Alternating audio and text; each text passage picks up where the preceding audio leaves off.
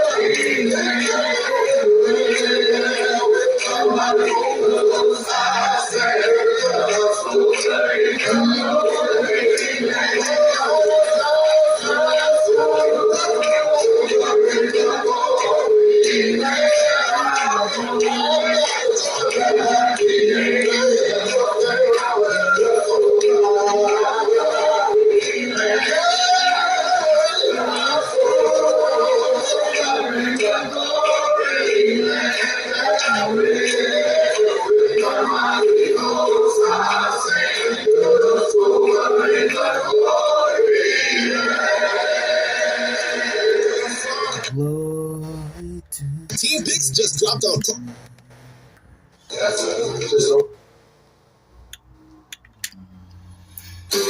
There's a Harbor Freight store in your neighborhood where we sell hard-working tools that always work with any pro or DIY.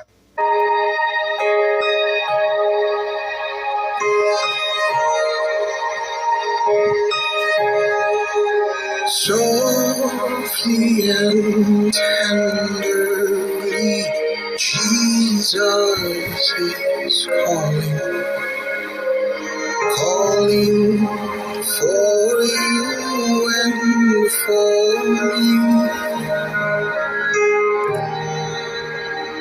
See on the portals, he's waiting and watching for you and for me.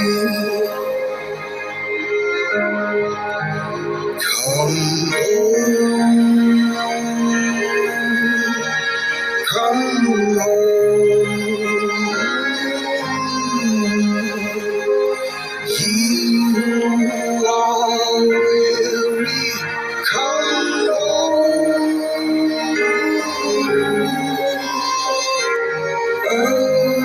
earnestly, tenderly, Jesus is calling, oh sinner, come home.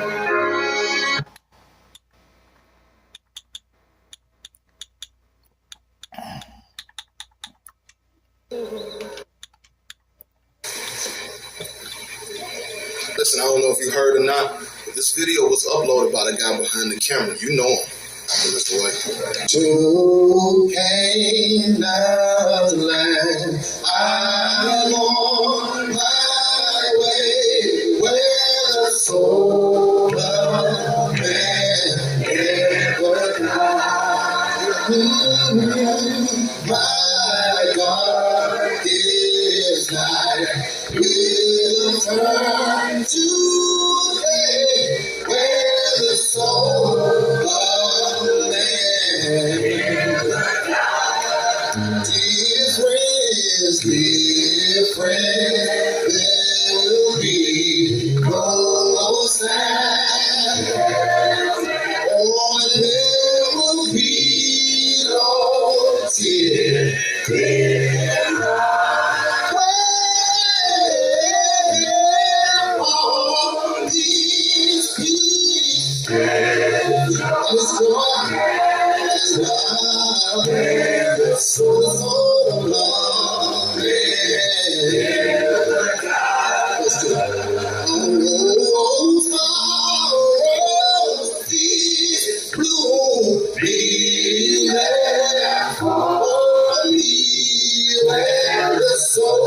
Glory to his name, precious name.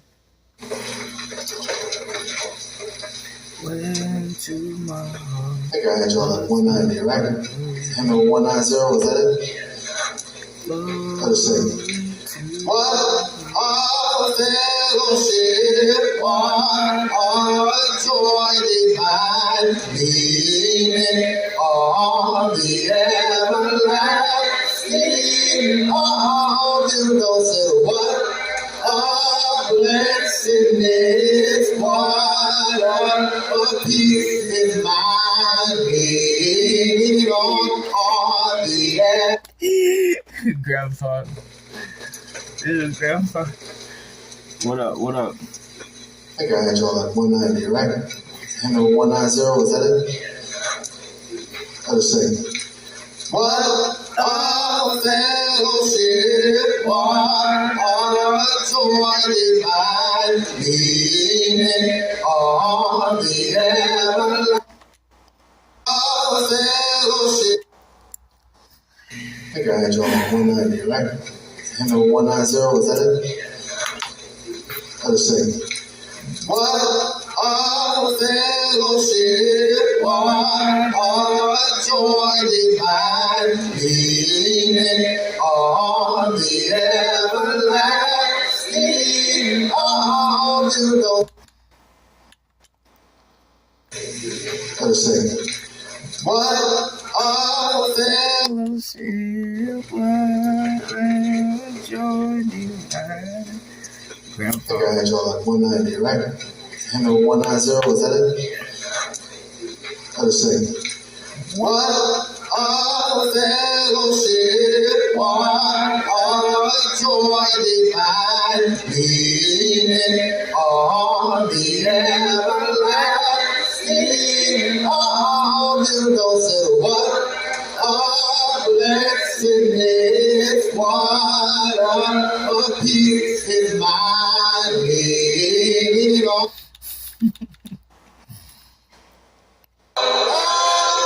Every day you know Jesus and with one day to day will lead.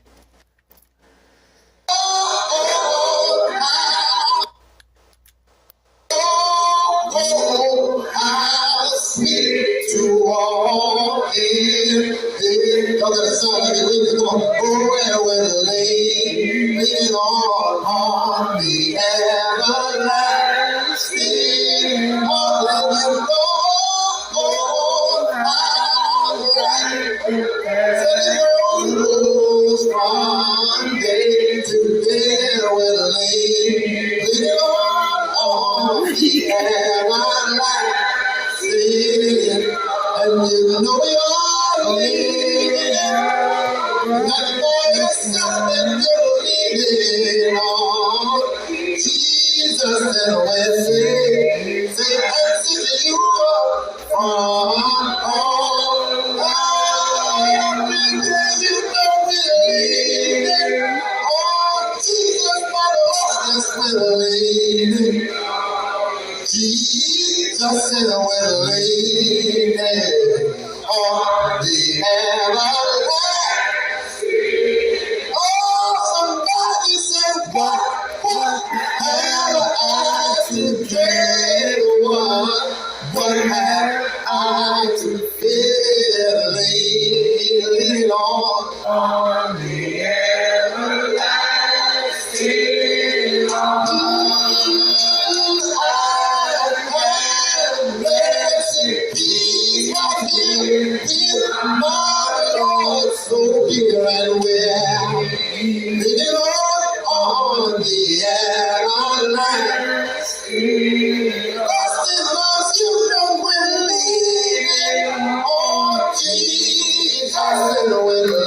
leaning on Jesus. So we say, as of your from all you ain't got to do it by yourself, leaning on Jesus. You know we're leaning on Jesus, and we're leaning on the everlasting. Tell your neighbor that you're leaning on Jesus. Yes, we are leaning on Jesus. And we'll say, and secure from all. You ain't gotta worry about nothing. We're leaning on Jesus, and we're leaning on the everlasting arm. What have I to dread? What have I to fear? Believe I have blessed peace with my Lord so dear. Welcome. What up, Janae? Like I said, I got your call, but I couldn't answer it at the time. So, but I did see it. I was supposed to have a ride to my grandmother's house, but my ride ended up being late, so I ended up coming back on Beagle. A few people came, popped in, popped out, popped in, popped out. You saw me watching the football game, and you left. But anyways, welcome. Hope you guys had a wonderful afternoon. I hope your evening's going good for all those that are a few hours ahead of me. And it is no longer Sunday, it's Monday, midnight. God bless you, welcome. I'm going to pray for you, for everyone else. 2 hours ahead of me, 1 hour ahead of me. God bless you to have a safe and wonderful, blessed night with a wonderful morning. If the Lord allows you to wake up and arise the next morning, and just God continue to bless Kakarot's church, continue to bless the congregation.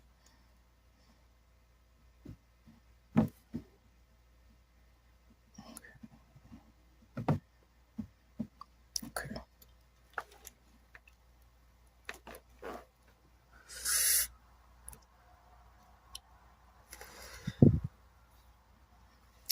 We are going to continue in Proverbs chapter 26 tonight. That will be Proverbs chapter 26, verses 1 is where we will continue. Proverbs chapter 26. I just pray you guys had a wonderful beginning, wonderful day, and just pray for a wonderful night with the word being read. Thank you. All right, again, that's Proverbs chapter 29, verse 1. He that being often reproved hardeneth his neck shall suddenly be destroyed, and that without remedy. When the righteous are in authority, the people rejoice, but when the wicked beareth rule, the people mourn. Brother Moan, welcome. I like this. Watch this. When the righteous are in authority, the people rejoice, but when the wicked beareth rule, the people mourn. See, now this, even you guys see, you know how you can be struggling. Even Exodus bears a don't let someone tell you what to do kind of rule to it, So every lesson is a step forward from God. Now, you got to think in the biblical transpect, because none of us are 100 years old, 200 years old. We do not bear the wisdom of 1700. We don't bear the wisdom of 1800. We are a 1900 civilization. Maybe late 1900s. But 1900s, then you got the 2000s. Sad, for another 1,000 years, we will be in the year 2000, and no one can ever escape it. So unless you become 1,000 years old, you're not going to see what it's like. And this is what's so fun about us. There was a year 0, then a year 1, and a year 2, and a year 3. And just think, look at where we are now.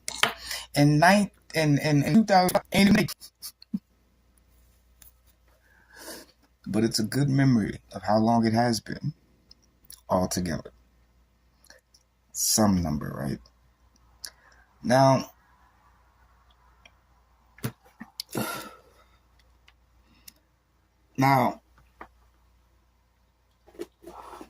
for the people to only have been ruled by someone else for so long, the Bible isn't this scattered message, you guys.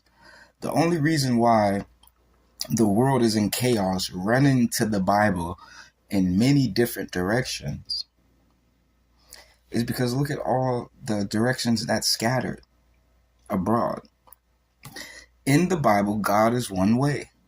There's no 15 different ways to find God. It was one way. But because that one way, only being one way, was even challenged and attempted to be broken, God had to do what? Now that one way, that is the only way to God, and it's only one way, and no one knows that one way. And you have a scattered abroad 15, 20 different directions of how to meet him. It was only scheduled for people to have to live in a world as big as Earth and God be missing.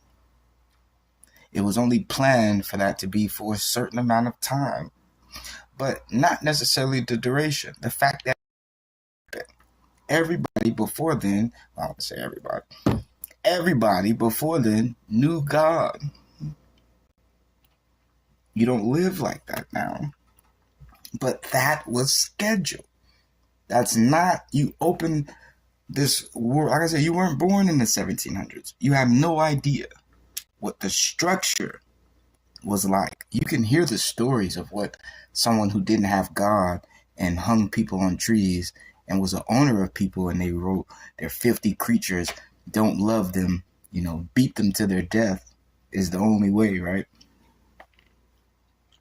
Now, just because that person could pass it to 50,000 people and they read it and think that way, and the slave asking for freedom and their peace, no one ever heard of it because they killed that person or made sure that person never got his voice out. So now you got all these people only listening to this one side that doesn't make the relationship that slave feels what this person wrote. But God, in this specific era, yes, it's structured the Bible like a world where everyone is in a need and they don't know me. And you have all these people from every direction rushing, trying to find me.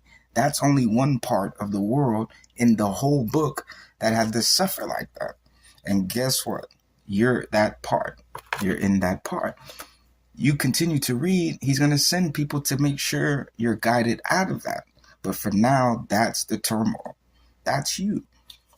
That's when you really are reading the book.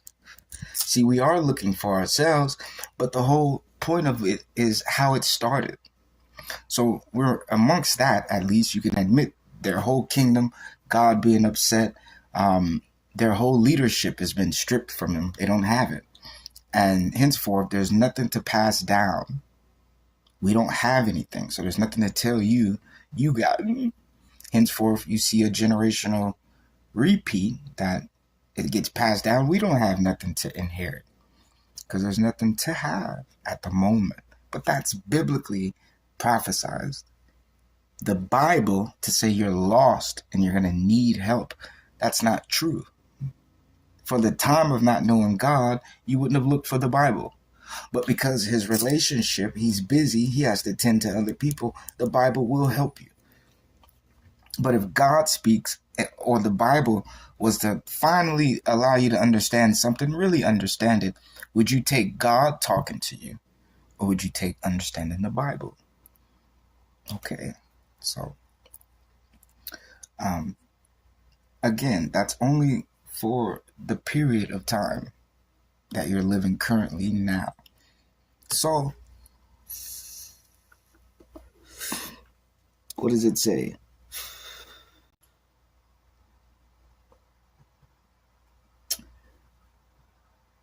I'm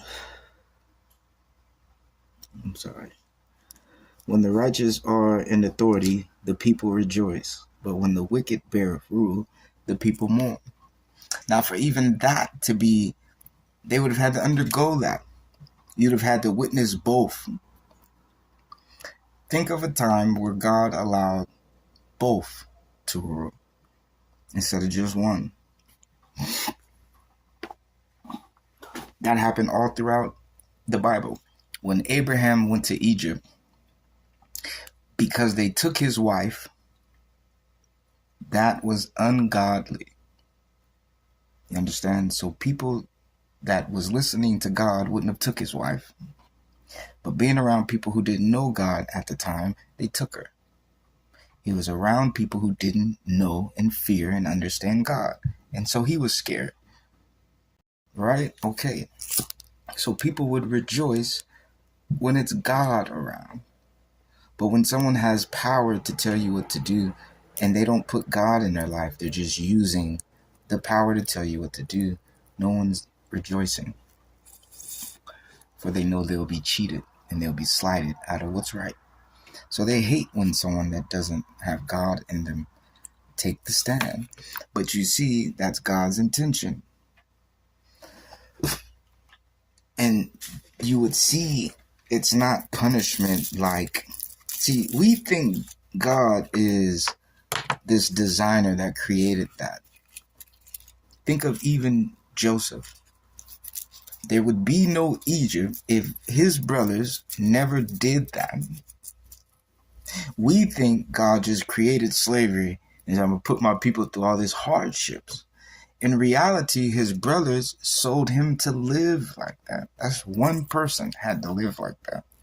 You put the whole family in that situation, having to live like that. You have slaves that the world reading Joseph's, oh, that's so sad. But when they read the slaves, it's so horrible. But what started that?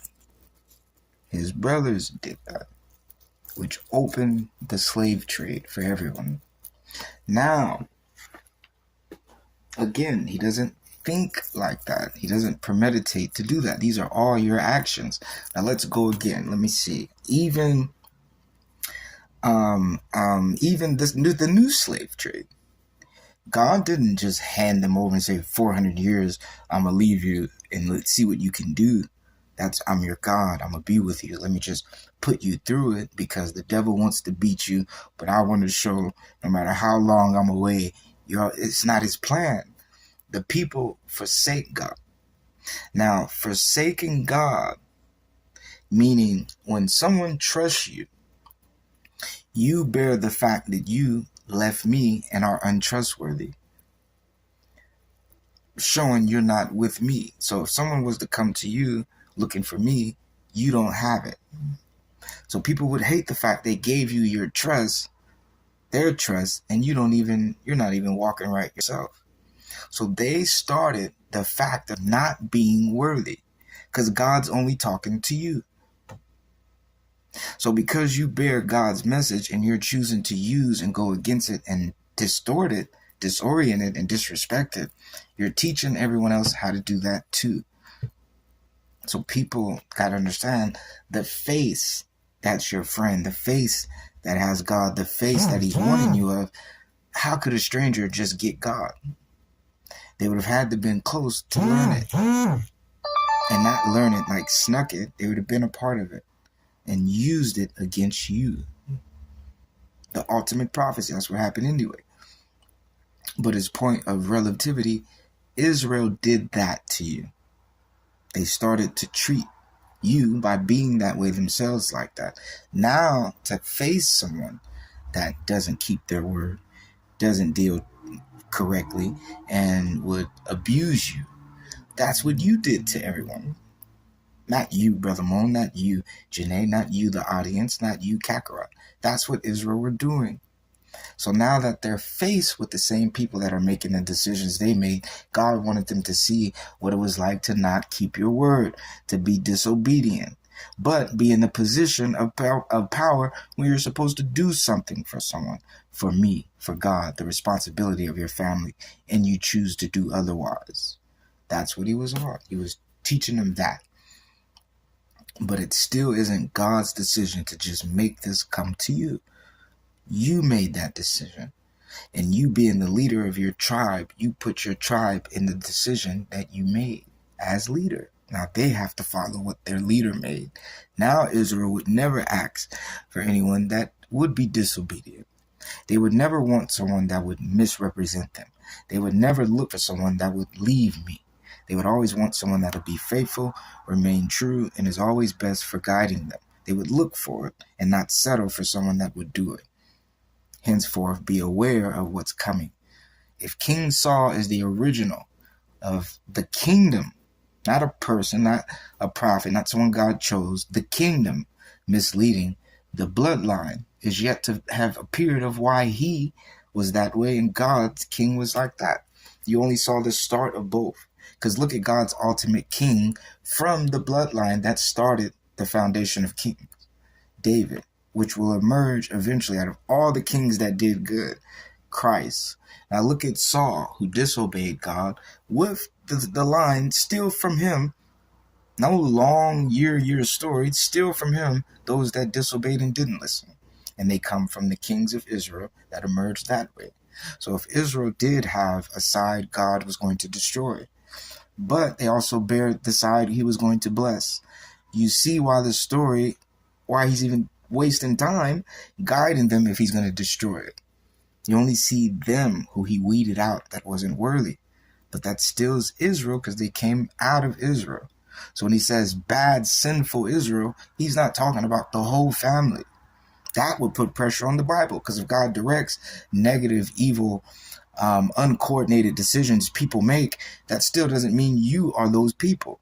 It still reflects on the decisions these individuals who clearly don't have God, who he's not with, would do. Your entice is you don't follow the same footsteps. As Israel, they still become your light, your message, your warning, your bearer, but in the opposite direction. Fruit you can't eat, but you saw produce this sour fruit. Did it not grow? Now you may not be able to eat it, but did it grow? So what could you always do? And make sure it was good, sweet, not bitter, but taste good. So that's you in the tribe that is known as a foundation to make God happy and as well as make him unhappy. But again, because of that being a standpoint, it's only relevant because it would have had to present itself.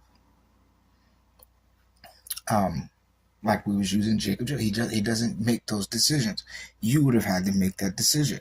Now, for it to be, when the wicked beareth rule, the people, when the wicked beareth rule, the people mourn. Yeah, they're unhappy. But even Pharaoh, the name of Pharaoh. Okay, so here's this good Pharaoh. Everyone was happy. He listened to God, so they were happy. Here comes this bad Pharaoh. Same name, Pharaoh, but he doesn't listen. Same name, right? Two different attitudes. Now, why do you hate Pharaoh? You see what I'm saying? Exactly. And I believe the two name of pharaohs, think of that. Pharaoh 1, good Pharaoh. Pharaoh 2, bad Pharaoh. In the book of Egypt, you saw imitation. Split-eyed twin. If you duplicate Pharaoh, but produce one that's evil, but you already had one that's good, that takes the good name of this Pharaoh and turns it into the bad Pharaoh. He had dreams of there being good for 7 years, and the bad would come for another 7 years. So the good Pharaoh, and here comes the Pharaoh that won't listen. So we already prophesied that and used poetry, used Psalms, he used parables, he used proverbs to let you know it's coming. But again, do you see the imitation of identicalness? If God is here, you will see God over there. But this God, in power, in form, everything you would praise Jehovah for will not be in your best interest when Jehovah will be. That becomes the two kings. That becomes the Adam and Eve effect. That becomes even Pharaoh. Even Pharaoh bared two. One good, one bad. Witness. Whoso loveth wisdom, when the righteous are in authority, the people rejoice. But when the wicked beareth rule, the people mourn. Pharaoh, you guys, as the pure example. Both bear the name. So God is saying the name can be used. What the heart, what the identity, who's the man behind it, is what it represents. That's Pharaoh. But then it's also God. Someone can say God, but what does it mean? And would you know, I represent that no matter what. That's the shepherd and the sheep. No matter where the shepherd goes, my sheep will follow. Will you know me? Now, God's display, is he just, hey, I'm God, or is he saying, I'm God that loves you? Be aware of the God that doesn't love you. So, it's a reason your shepherd left in the first place. But it was only for you to know how to find him. But not just find him as if you're lost, how to follow him. Where he goes, in reality, God created this earth and heaven, but he was before that. So where God goes, he's only looking back like a father to their child, whether it's a cat, lion, a dog, a bird, a fish, looking back for their babies, see if they're following to keep up. And in this case, look at how wise God is. So the key is, if God built all this and we're his creation, to be identical, but not blasphemous. Identical, willing, and open. I want you to do what I did. I want you to be able to accomplish what I achieved. Your hierarchy is God. The lowest you can get is, I didn't know I could do that. And look how far that gets you. Not knowing something. But you do pretty good not knowing until you knew you didn't know it. Now you searching for, trying to learn it. But for the 2 weeks or the 20 years you didn't know it, you did pretty well not knowing something. So don't let that be your burden, because you just now were made aware you can learn more. And that's what not knowing means. I can learn more. Your brain shows before you knew how to count, you had to learn it. Then you learned it and learned you have to use it for something. So your brain grows and opens so that new knowledge opens you. You become able to do what the objective is asking you in so many different ways, because you learn this tool that is always going to open up more and more and more and more and more room for you to learn and become more. So because that's your program, it is very essential that a human that can kill his mother, or a human that can love and respect his mother, learns the difference. And your mother is only a woman older that deserves respect from a child younger.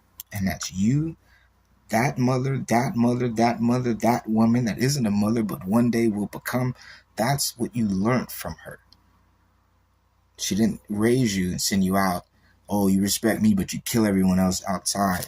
So because that's not the way, everyone else gets love and respect. The same love you love that woman or that man, which is your father, you love everyone else like that. That's what it taught you. That's what the lesson of earlier with your brother and a neighbor was to represent. That love that you have for someone you know, you can always develop it because you didn't know them at one point. You didn't know your brother. There's people now, 20 years, live with their brother or sister, and their brother killed them, or their sister killed them. shows no matter what, you do not know who you think you know. That's not to put you down. It's to open your eyes.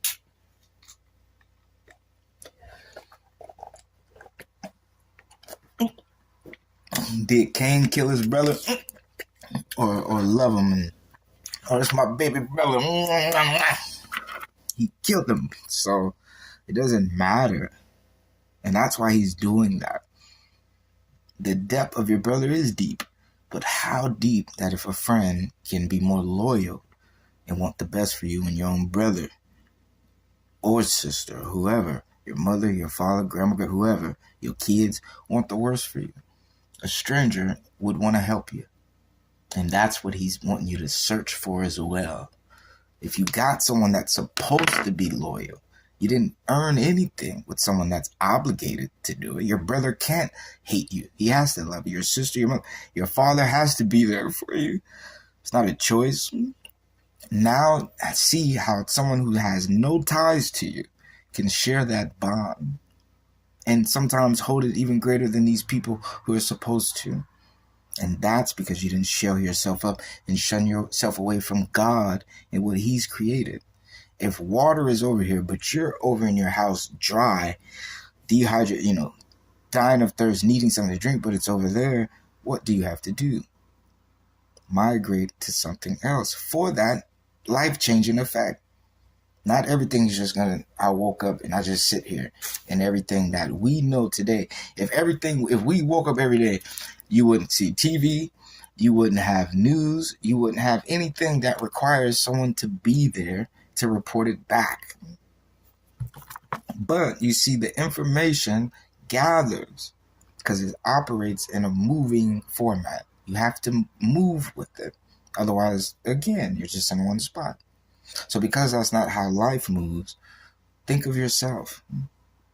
Don't shun yourself in one spot. Allow his growth, garden, allow it to transpire, because everything out here is for you. But don't shun yourself from that blessing being, so simple in your mind, so shallow.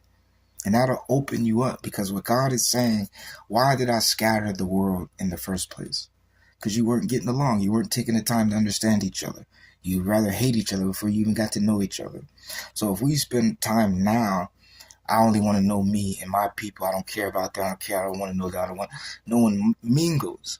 It's the same curse as the beginning.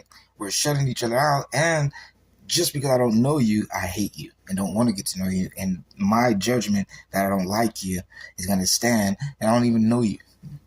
Just because I saw you or whatever, heard about you, and then I don't like you either. And I don't even know you. So, yeah, we have to get out of the curse, because that's what's destroying us. That neighbor is because, again, my purpose in life is to create so everyone can live. You have no idea what I put for that neighbor to hear your story. But shunning it out is basically saying, I hate this half of the world and I'll kill them like the flood, and destroying it. They have no purpose to live in life. Help God, help me, help the world. Nothing. I'm going to make that decision and take these people out. That's the same as if you ignored them. You're cutting off his work. That only in this part do you know how good it is, but you have no idea how good it is over here. That these people lived in that part of over here and got this part of knowledge of how to live and what this part of the world did, while you're just over here. And it's a good part that you got, but it's not the whole thing I made. You connect that with why these people live in that ground, cultivated the area like Adam and Eve, know the ins and out of their animals, their medicines, what this part of it, how to respect it, will do for the people. So how are you to judge them when they did my work over here? When you couldn't even barely be a good man in heart and do it over here. See what I'm saying? So it's like that. It teaches you your neighbor, everyone. And that's just all. I don't want to keep stressing it. But that is wisdom in the world. You ask God how to live. And he doesn't devise all this jump up, jump down, move around, and live like a fool. Solomon's wisdom, yet was there a religion, yet was there a punishment, and yet was there a force to not be connected to your father. It's always obedience, always love, and you can always be reassured he's there. But that was it. Nothing over the extreme. Okay, let's keep going. All right, we talk about Proverbs of Solomon. We still reading it, baby. So here we go. Let's get it. We stopped at chapter verse 2. Whoso loveth wisdom rejoiceth his father, but he that keepeth company with harlots spendeth his substance.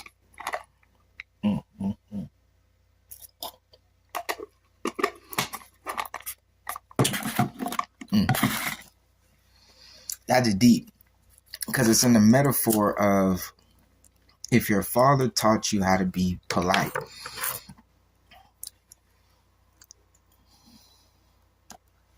you would love your mother so much, a prostitute would be the last thing you thought about.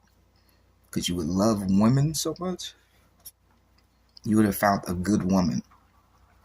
Now, because of that concept, a man would have produced his whole attribute to this woman to be godly. The woman he introduced himself to, because he was a good man and listened to his father, who God blessed and taught him, he would have been walking with God and been able to present God to that woman and lead her to him. Now, a man had heart enough to care about a woman. Now, someone that didn't have that personality, didn't have that focus, didn't have that father that put God in his mind, wouldn't have saw a woman at all. Would have saw something cheap he could sleep with, and would have never gave her the nectar of how to be saved, how to be brought forth, how to find God, how to have jewels, how to be beautiful inside, how to have self-respect for herself, clean herself to not be out here in these streets sleeping with everything. Feared God. Not doing that, and this woman's out in the streets being a prostitute, and there's no God in you, what would you lead a woman already in darkness to? The devil. You wouldn't have helped her. Now you see the curse. God is your connection to life. Armed yourself with evil, negativity, sin. You have presented God in your connection, and you are around the world spreading Satan. And it's deep because we think religion. But in the life of God and the devil, you're honoring the devil. You're spreading his filth. Your handshake is his filth. If it's with a smirk on your face because you hate this person you shook hands with. Now imagine God being your light, God being your preservative, God being your addition. You're going to ultimately, even in that slip and fall situation, reach for Jehovah is always the outcome because he's always first in your life. So that's that reference to that father. Whoso loveth wisdom rejoiceth his father. Remember, it's wisdom. So you'd have presented this to this woman. And who gave you the wisdom? Your father. But he that keepeth company with harlots spendeth his abundance. Now, spendeth his substance. Now, that spendeth his substance is also now how God would have helped you bless. You would have been someone so wicked. Everything good about yourself, you would have, just like that prostitute here. $500 just for a good night. You would have spent everything good that you have. Spent it, not financially, but spent it morally. You would have been sitting there all the time with this prostitute giving away. It's like, okay, if you slept with her, now all these bad things came on you. So all the goodness that you had, you kind of deposited it in, cashed it in, and got bad things. So all your good standards, you kind of like you're paying for her company. You kind of all this stuff is just dropping from you, all these good things, because you're in a company of something that's bringing you down, but you can't see it. That's what he's saying. But he that keepeth company with harlots spendeth his substance. And company with harlots is very symbolic. Who do you know that's a harlot? The great country that enslaved God's people. That company with harlots, you only know one harlot. And think of it. What prostitute in the Bible got beat up for being a prostitute? There was one prostitute in the Bible, David got her pregnant. Or, excuse me, a person of the Bible got her pregnant. So being a prostitute isn't bad. What is a prostitute? You got to understand the definition of God. Sleeping for people outside, okay. What about sleeping with people outside? This one did. And he's only using prostitute to solicit the fact she's open and available. But that doesn't mean a woman that does that is this bad word, you guys. It's all your heart, it's your soul. It's how you adjust. David's daughter, who he didn't know was his daughter, dressed up like a prostitute. And David slept with her because she was a beautiful prostitute. So that shows prostitutes, even to someone holy, was able to go to. And after that holy man laid with that woman, what punishment happened? So that's not just because you sleep with people for money means you're that. Now this woman had killed God's people and slept with other countries so that they can enjoy killing God's people from her being the country they were held in. That is a prostitute having sex, intercourse, for a come up of something negative to bring you a positive. So now you have put your sex as a gain of something dirty for the prosperity. You see what I'm saying? And she's been doing that with the world. If she would sell someone guns that would kill people, and she knew they were going to use it to kill innocent people, she sold it because she's going to get, that's a prostitute. Prostitute of good faith. A woman you should have trusted, that should have helped and thought to love you. She is now, welcome back, Brother Moan. She has now prostituted herself to be against you. Welcome back. That's what happened. So that's a prostitute, everyone. The king by judgment establisheth the land, but he that receiveth gifts overthrow it. Ain't that something? Ain't that something? So if I know, because it's our family tradition, if we don't water this land every time this year, it's going to make the alligators come out of the river and eat everybody. So because we know we got to, obey God planning, and that keeps the land, that keeps nature at bay. Now someone else come, oh, forget what that is. We ain't got to do that. And now the alligators come eat everybody. Now watch, what does it say? A king by judgment established the land. Now look at the judgment. Plant this by harvest. He knew what was right to do. This is it. A king. And remember, establish the land. So what does the land need to be built on? God's rules. Think of that. If I tell you plant something every year, and the land, because of it's not winter, it's not spring, it's not fall, summer is the time, right? Every time it plants, the land takes it and grows it. If we tried to grow it any other time, it wouldn't work. So he knew the law. That's like, don't put that on when you hurt yourself. Put this on. And you put the other one on, your arm fell off. Got infected. You put that on, it healed it. You were able to keep your arm. So to know what's best. And this knowledge isn't just turn your head, you're going to go that way. It's literally, if you eat this and you don't cook it, you're going to get sick. But to know, no, I can eat whatever I want to. You eat it, you don't get sick. But because you will get sick, that becomes knowledge. Touch the fire, you're going to get burned. Actual things you can't change. So what's real, concrete, wake up every day, this is what you're supposed to do, knowledge, versus just being told something what to do. That has no rules, has no balance, has no completion. This is going to help you. But sounds good. You may have been doing it for years. It worked, but it isn't right. Okay, now, because you establish it that way, but he that receiveth gifts overthroweth it. Judas of Iscariot, think of it. Could he present Jesus with anything? Jesus gave him all the gifts. What did he do after he received the gifts that the king who established the land gave him with wisdom? Look at that. Okay. A man that flattereth his neighbor spreadeth a net for his feet.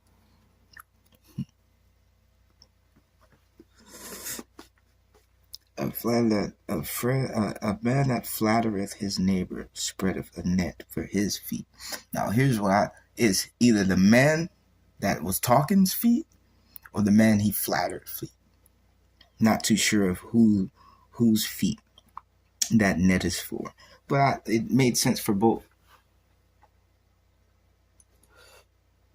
That flattereth is, oh man, I got these cars, I got the hook, you need help, it worked. Now let's say 3 months now, you ain't got none of that. He really need help. You did all that flatter, all that talking, now you can't do anything. You spread a net for yourself, all that you wouldn't be able to hold, all that flour, all that making them, you yourself couldn't keep it. Or you spread one for him. And it could be the same reason. Now he needs you. He can't go. So you trapped him with all this flattering because now they expect it's like a God effect. And God has everything. A man come flattering that only God appoints another man these blessings to feed them. And you come as if you can provide, flattering when it runs out because you're not the provider of even yourself. Who do you go to? So to trick someone with flattering, it is a net because you trick them to get caught in relying on you when God should be. So now when time comes and they're trapped because they were praising you by the flatter versus Jehovah by the witness, and then the net for yourself for luring that individual to something you yourself, if you needed food, wouldn't know where to go either. But because you've been blessed with it to not need, you don't know when you're hungry, that panic of what to do because you've been so full all your life. Walk a mile in someone who's hungry and see it's not easy to eat. Then you'll see. So that's the witness of the net. In the transgression of an evil man, there is a snare, but the righteous doth sing and rejoice. And that goes by, okay, if me and you both make the same mistake, you have God, I don't have God. God comes to help you. Me, because I don't have him, I don't even know how to even take the problem and take it apart and adjust it and even walk up to it and try to challenge this problem. I have no idea. So look at, in the transgression of an evil man, there is a snare. So what he's saying is, if I sin and I become this sinful person, in my walking around doing my daily life, if someone was to, now if I try to help someone, if I try to spread something around, I am now endangering their environment. Because now that wickedness that's luring inside of me, it becomes a trap, it becomes a snare, it becomes something they can fall on. Because the guidance, again, just like the first verse, a man that flatters spreadeth a net. That net gets spread by that wickedness. It becomes a trap for you that you had no idea was waiting for you. You get that? So that's how that works. But the righteous doth sing and rejoice. So in that same, he did it and I did it, there's no net. There's safety, there's security, there's rescue. That would be, oh man, you did that. Even if both of you fail, because he's righteous and he's going to get up by God, you're going to get up. So it lets you know what to follow. If a man was able to keep you safe versus a man put you in danger, who would you rely on? Okay, now how did that man get that blessing? So that's who you rely on. Okay, let's go. The righteous considereth the cause of the poor, but the wicked regardeth not to know it. See, that's like the Psalms. It has kind of like a Psalms wisdom. Now, Psalms was David. This is Solomon, Proverbs. The righteous considereth the cause of the poor, but the wicked regardeth not to know it. Now, if someone's hungry and you saw it and you walked past, if someone was hungry and you saw it and you stopped and, can I get you something? Right? Now, you have to disregard something by seeing it. You have to be a witness. It was present for you to ignore it. When he says, the wicked regardeth not to know it, they had to know what not to know. So the fact someone's hungry, I'm programmed to ignore it. So now I know what not to pay attention to. Do you see how wicked gets programmed? If treating someone with respect is God, and I don't want you to represent God, you have to represent me. I hate respect. I hate people. I hate being friendly. You have to disregard all things right and learn how to incorporate the negative. Do you get that? You have to see right to know what not to do to be negative. So that also goes, God wouldn't just force you. It would have to be some warning not to do it. As your parent, that's God that sees everything. You would have to be told not to. And the more and more you kept trying to do it, becomes the sin. But you will be warned, he's God. To a baby that you're in front of and can tell your baby because you're watching it not to do. God's watching all of us.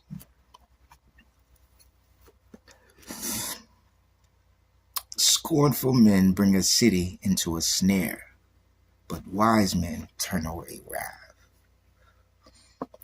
Because wrath brings forth dumb decisions. Pure-headedness.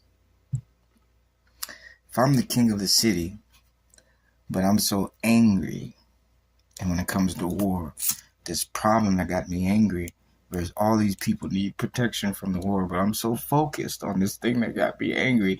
Boom, boom, boom, boom, boom. They start attacking. I wasn't thinking because I was over here. You understand? So to have a pure mind, not clouded, not calamity, not bitter, focused. The scornful men bring a city into a snare. Now that violent, now that outburst, now that mind state, you would see you shun yourself from it. So that cloud you're free from, you see that cloud moves on and can, if it hit you and try to keep you back and you're able to pass through it, that cloud passes on them and it sets on them. They cannot get out of it. And now so scornful anger. This anger is also self-hatred. They're mad at God. They're mad at life. Someone leading you into battle already against a victory because they don't stand for peace. They don't stand to win this battle and protect everyone equally so everyone has a judgment and they have someone leading the battle that can see everyone's safety with God. So they can't follow that person. That person comes in the battle wanting to hurt the same people they're supposed to be standing for. So you don't have protection in a mind of someone already dictating war against you, trying to stand for you in a fight that's already against you, that needs your protective savior, salvation to be saved from it. How can you defend the people who are in danger? That's David and Goliath. And David coming to kill all of us gets allowed to do it. So that defeats the purpose of a warrior in front of you. If the warrior wants you dead too. So even if he didn't threaten you, the fact that he's clouded and polluted in his mind, there's no good judgment. Why are you clouded and polluted? Clouded and polluted means you had something evil inside of you brewing. You're trying to harbor, like the Babylonians, and secretly sneak and get it out while you're two-facing like you're doing something else. pure heart only leads to a pure route up. Clouded minds, you're moving to it. You can't help to go and be attracted to 3 spots in your brain. Multitasking, like this one, and this one. And you see it. That's a clouded mind, polluted judgment, incapable of seeing. Henceforth, wisdom of Solomon, knowledge of Solomon, guidance of Solomon's grace becomes. Okay, watch this. If a wise man contendeth with a foolish man, whether he rage or laugh, there is no rest. If a wise man contendeth with a foolish man. Now you see them both at each other now. Now look at that. God is the most amazing God. Watch what he just did. I'm going to show you how wise God is, but I'm going to show you what you can do with your mind as human. You'll understand this too. God already led you. The perfect man, the imperfect man, warned you of how to walk right for righteousness to be rewarded. Warned you how not to walk wrong for unrighteousness' sake to be punished. Cultivated them both in circumstances. How you will need and dread someone you love, and how you will always wish to be away and depart from someone you hate. Now, under the pure circumstances of judgment, would you want to be a hated man? No one wants you. You can't help anyone. You can't defend anyone. Would you want to be righteous? You save everyone. You get all your love from God. Your hands are blessed by God's favor. Now, the righteous and the evil man meet. And you have what you could be coming into the battle, unholy, unworthy, unprepared, versus balanced, peaced, and ascended to greatness. And you meet. But it's every day in life. It's every choice you make today. You're those 2 individuals. Could be the right guy, could be the bad guy. But the point is, look, they meet. While he's giving you ingredients to sin. This is how you end up sucking penis on the corner. Versus the ability to win. This is how you overcome. And you never have to bow down to anyone other than me. If a wise man contendeth with a foolish man. Now, for that, they met. He didn't scatter, okay, be good, don't be bad. They met. Had all that cultivated. The both of them are going to meet in a fight. Why? What happens when someone walks up to you and disrespects you? Is that not the sinner, scornful man he's telling you not to be like? What happens when you're the righteous man sitting there minding your business, chilling, doing good, and that person comes up to you and does those acts? Are you not safe from being that person that does that to people? But you have righteousness, you have peace, and you are now the innocent lamb, the sheep, the shepherd. In the eyes of only one Father that only sees this individual doing this good anyway, and scorn the individual that's doing bad. They meet. That's so perfect. They met. Meaning you can't escape it. Did you not see your fate if you were the bad? Did you not see your fate if you were the good? They meet. You're going to meet anyway. It's a reason you contend, but for wisdom, and you didn't know this, fast forward in life, why does a contention happen? Why does a conflict? Why does an engagement? And it doesn't be, let's meet and we both agree. Why does that cause of this mind wanting to do that? And everybody, oh man, why did they do that? Why is this cause? It was my shouldn't mind your business. It happened. Oh man, got love for this person. He wasn't doing his mind, his business. So they meet. You couldn't escape it. You choosing to go that way, thinking you boom, boom, boom, boom. You choosing to go this way. Bless, love. I'm reaching out to the poor. You meet. You're gonna meet. You're gonna meet. You can't escape it. If you're that bad guy thinking to walk, you're gonna meet. If you're that good guy and know to shun away from it, know not to be like that. And your whole life, you don't want anything to do with those people. You're gonna meet. That person's gonna come to you. That person's gonna come to you. I love it. You can't help it. You can't escape the fate. Whichever one you chose, you're gonna meet. That's beautiful. Whether he rage or laugh, there is no rest. Whether he rage This is the good guy. Whether he laugh. Oh man, it's all good. I don't want no problems. There's no rest. Think of it. Think of it. You're not getting away from it. And this is real talk. There's a certain thing in the streets. If I walk up to you and I'm disrespectful, but you check me, everyone's like, that's why you walked up to that man that ain't want no problem. It made you look like a fool. Now you're this little guy in yourself, as well as everyone else now has the power. Yeah, you ain't gonna do nothing to me, so you ain't do nothing to him. So now you get the ultimate. That's what you get. Now you're casted out of this good. Everyone's friends with everyone. And even if they didn't be like, oh man, he did that, man, let's vote him out. The results, no one wants you around. And no one likes you no more. That's worse. You're no longer that plateau of that individual. And when you sin, you stab someone in the back, go against your brother, you hurt someone, you see the power of your own power. No man can tell a man, sit down because you're littler than me, no matter how strong, hard, tough he is, and you have to. It won't work. You can't punk anyone. You give someone the opportunity, the ability, the ammunition to punk you, make you sit down, make you not be worthy or little or not strong at all, and they effectively get that off to the point of no return. Yeah, your life is in someone else's hands if they want to make you a little bi or make you a cool person one day. But you forfeited your birthright to stand on your business. You see what I'm saying? So that's the effect. Now that fear that's going to just happen. This is I'm stepping out. I'm your pastor. I'm putting myself on the line, right? That fear, you get in a fight. And you need to knock this person out. Ain't that you started it. You got to fight. And they're going to beat you up. And you're going to lose. Everyone look at you. And you're that little well, you can't, everyone's scared of that. This is what he's telling you. Whether he laugh or rage, there is no rest. That you can get back that pride because someone took it. Someone dropped you. Someone made you that little and checked you and put you in your place. There's no rest.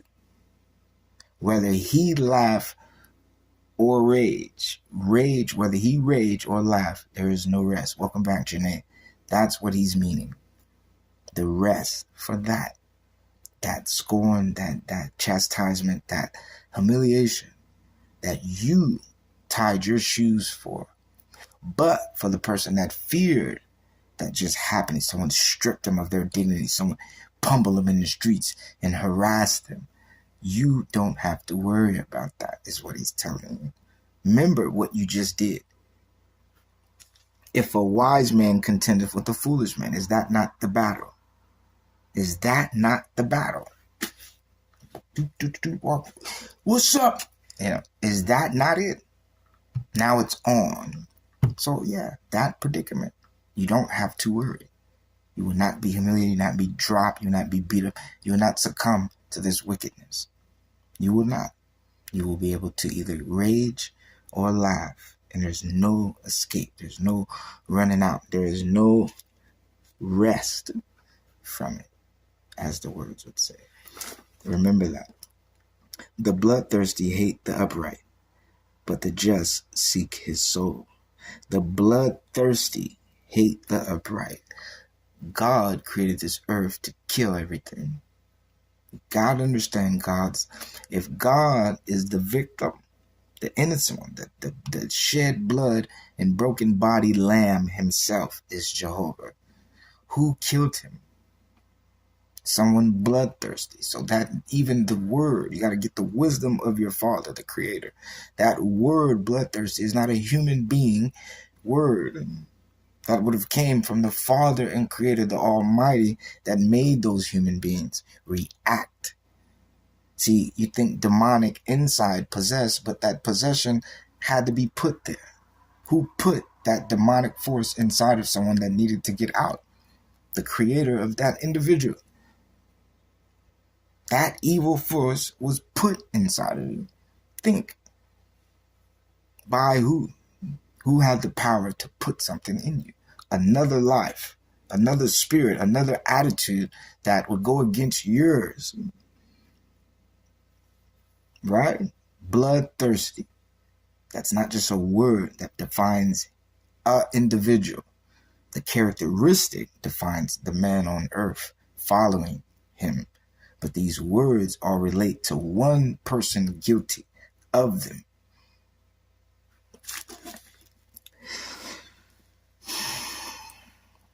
The bloodthirsty hate the upright. If this world hates you, remember it hated me first. But the just seek his soul. Yeah. Before we kill you, go at peace with God, for we have no idea what his judgment's going to be. So we still seek righteous, because our duty wasn't to murder you. You're against God. Go at peace with your Father. Is everyone that had a reason to murder you that's with God is going to say, it wasn't you need to die. I don't rule the world. You need to get out of his way. But I'm still sending you to him for his conclusion for you. Then let someone that murders you know God. You're dead in life. You may have Jehovah in your sights to take you from him, and now the devil owns you. So you see the circumstances. Your death had no safety in it, meaning there was no purpose of death. Even the righteous would, what does it say? Even the righteous would seek your soul. The just would seek your soul, because they know that's your death. You died, but it's still Jehovah's hands. You would send that soul back to him if you did it right. Everyone else is going to kill you because they don't have him in. There was no reason. He didn't send that. They're not going to bless you. Think of it. If you died right now, would it have been God telling that person to shoot everyone right now? So you have to have faith like that. In life, you're living because that's what's going to unplug you out of it. Remember that. Death is only his enemy that he will destroy. It's not real. You don't fear death because it's time. No one can tell God no. You fear that. And you got to get in this life of God where you die before your time. That's already the prophecy. It's described. I got sick. Something fell out. A piano dropped. It was holding the piano drum, had a whole crane, and it fell as final destination, death. See, we got to understand, we think murder is the only death. You got to understand, death is his hands. Now, you're eating something. That's just probably the naturalest death you're going to get, because if you got sick, you got to understand he got you sick. That's still murder. Now, if you were eating something and died, but God intended for you to be 80. You ate something at 37 and choked and died. That's death. That's still him. You have to understand, in life we're living, something ahead of time causing it. You still think murder only. You're only going to attack death of murder. You think natural. As God is the objective of this death to disguise.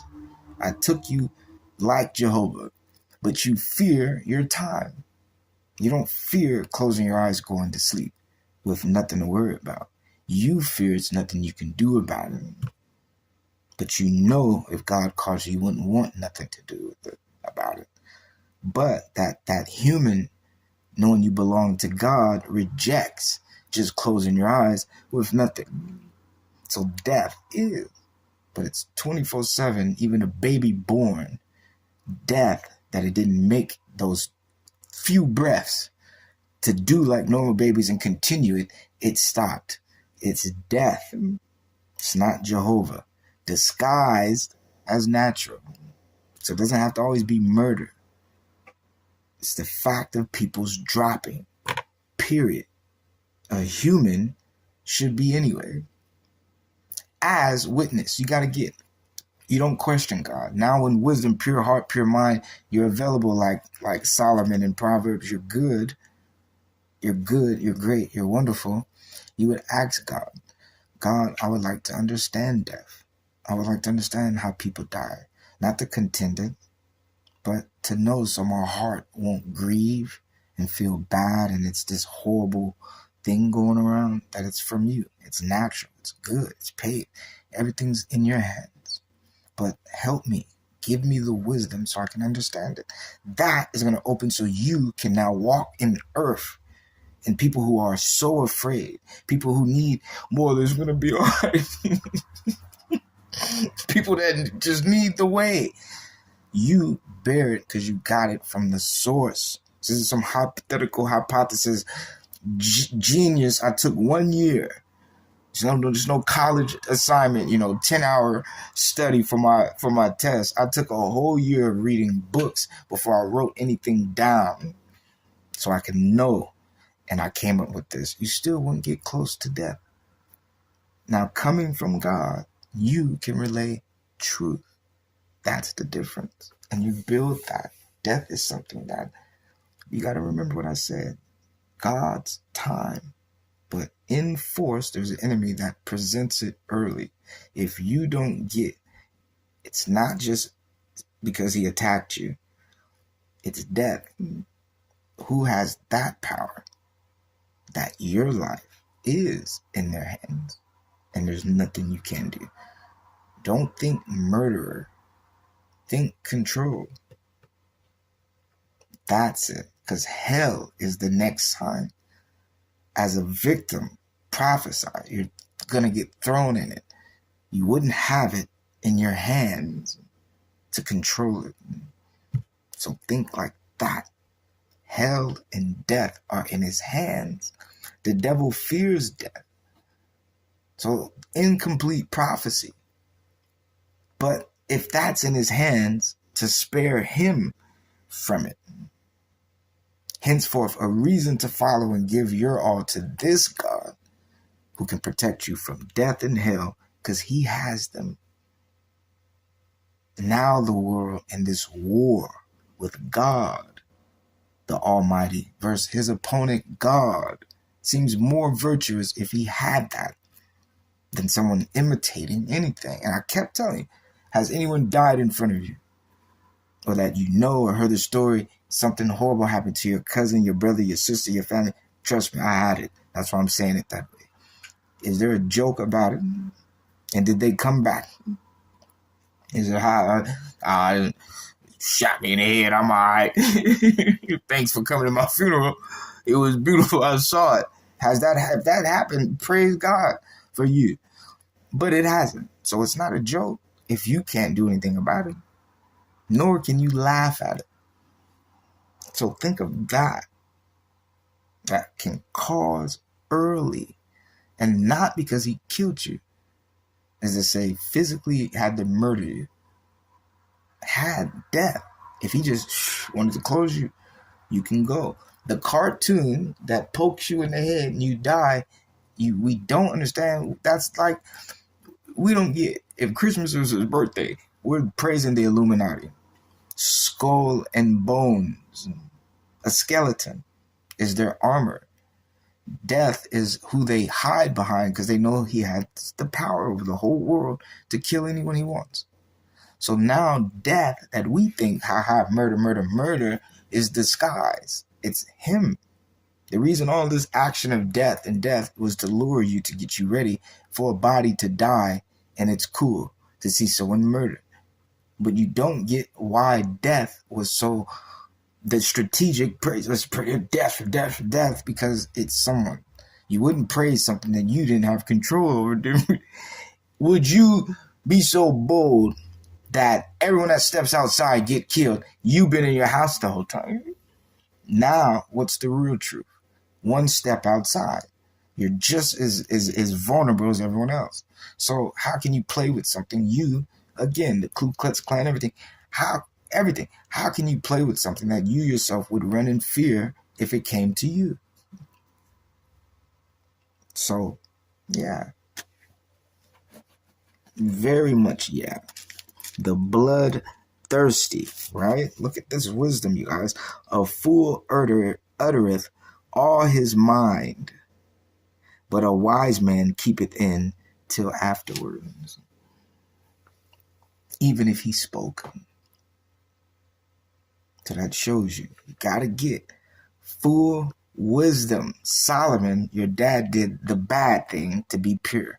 Your story from wisdom of your father, we should follow. David and Solomon, wisdom, are Adam and Eve. Little do you know, in Cain and Abel, which sin is greater? We ate the forbidden fruit, or you killed your brother. Bloodline, those are the two crimes. Which one is which? David, I killed. Solomon refused to worship and obey God and worship something else, listen to something else. Did I not put Adam and Eve and Cain and Abel? Death, as well as disobedience of Cain, but disobedience of Adam and Eve to listen to something else. Go worship, serve, and obey something else that wasn't God. Why did both of them? Murder is David's of his brother. And disobeying God for another God was Solomon's. The exact same. Do you not see? That's the key. It's wisdom. Now, if that popped up just now to unlock it and bless and help Adam and Eve with wisdom, to bless and help and achieve David and Solomon's wisdom, which you would notice Adam and Eve didn't kill, but they disobeyed. Cain and Abel, victims of death as well as killing. You can solve it with the wisdom. If that popped up, God just showed you it was available. He put it in your mind. You have to follow instructions. Reading the Bible, scripture is going to open up your communication with him if he wants to talk to you. So you have to free and open your mind to be willing. That is the key to Jehovah. If a ruler hearken to lies, all his servants are wicked. If I know this isn't Jesus Christ, but because we're about to get $50 million for coming on here saying this is Christ, and come on, man, let's get this money. Check this out. And you got to get, what does it say? All his, wait. If a ruler hearken to lies, all his servants are wicked. You don't get, if the servants are wicked, the house and the kingdom and everything we come, the name of Jesus is disciples. If the disciples, if someone comes and say we're the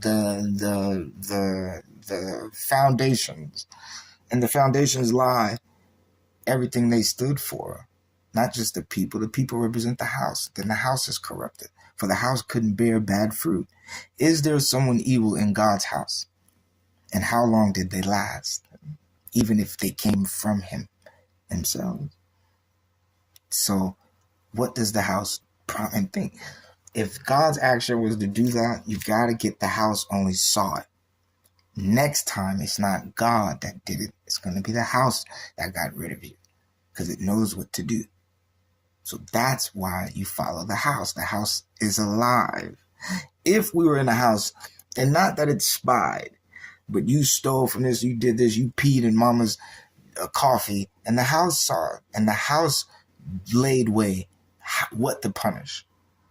You got to, and you would obey the house. Because you understand it is wise, it makes decisions, it is set straight. Mom didn't know you did that, but the house did. See what I'm saying?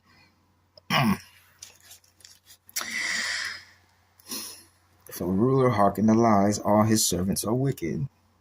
Because the house doesn't ordain to wickedness is casted out. Because the house only ordains the holy, you can assure the house is blessed.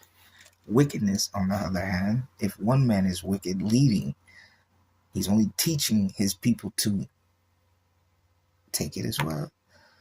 Henceforth, now, the one person, his people that became the army, the whole army, whether it's regular citizens that don't fight, that don't, they're all followers of the lie this one man told his servants.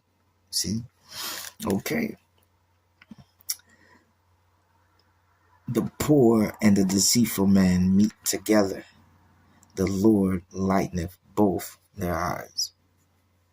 The poor and deceitful man meet together. Now that meet together is morals, bounty, sparingness. The wicked man has an idea to steal food. The poor man thinks, if there's any way I can just grab food. He's not thinking steal.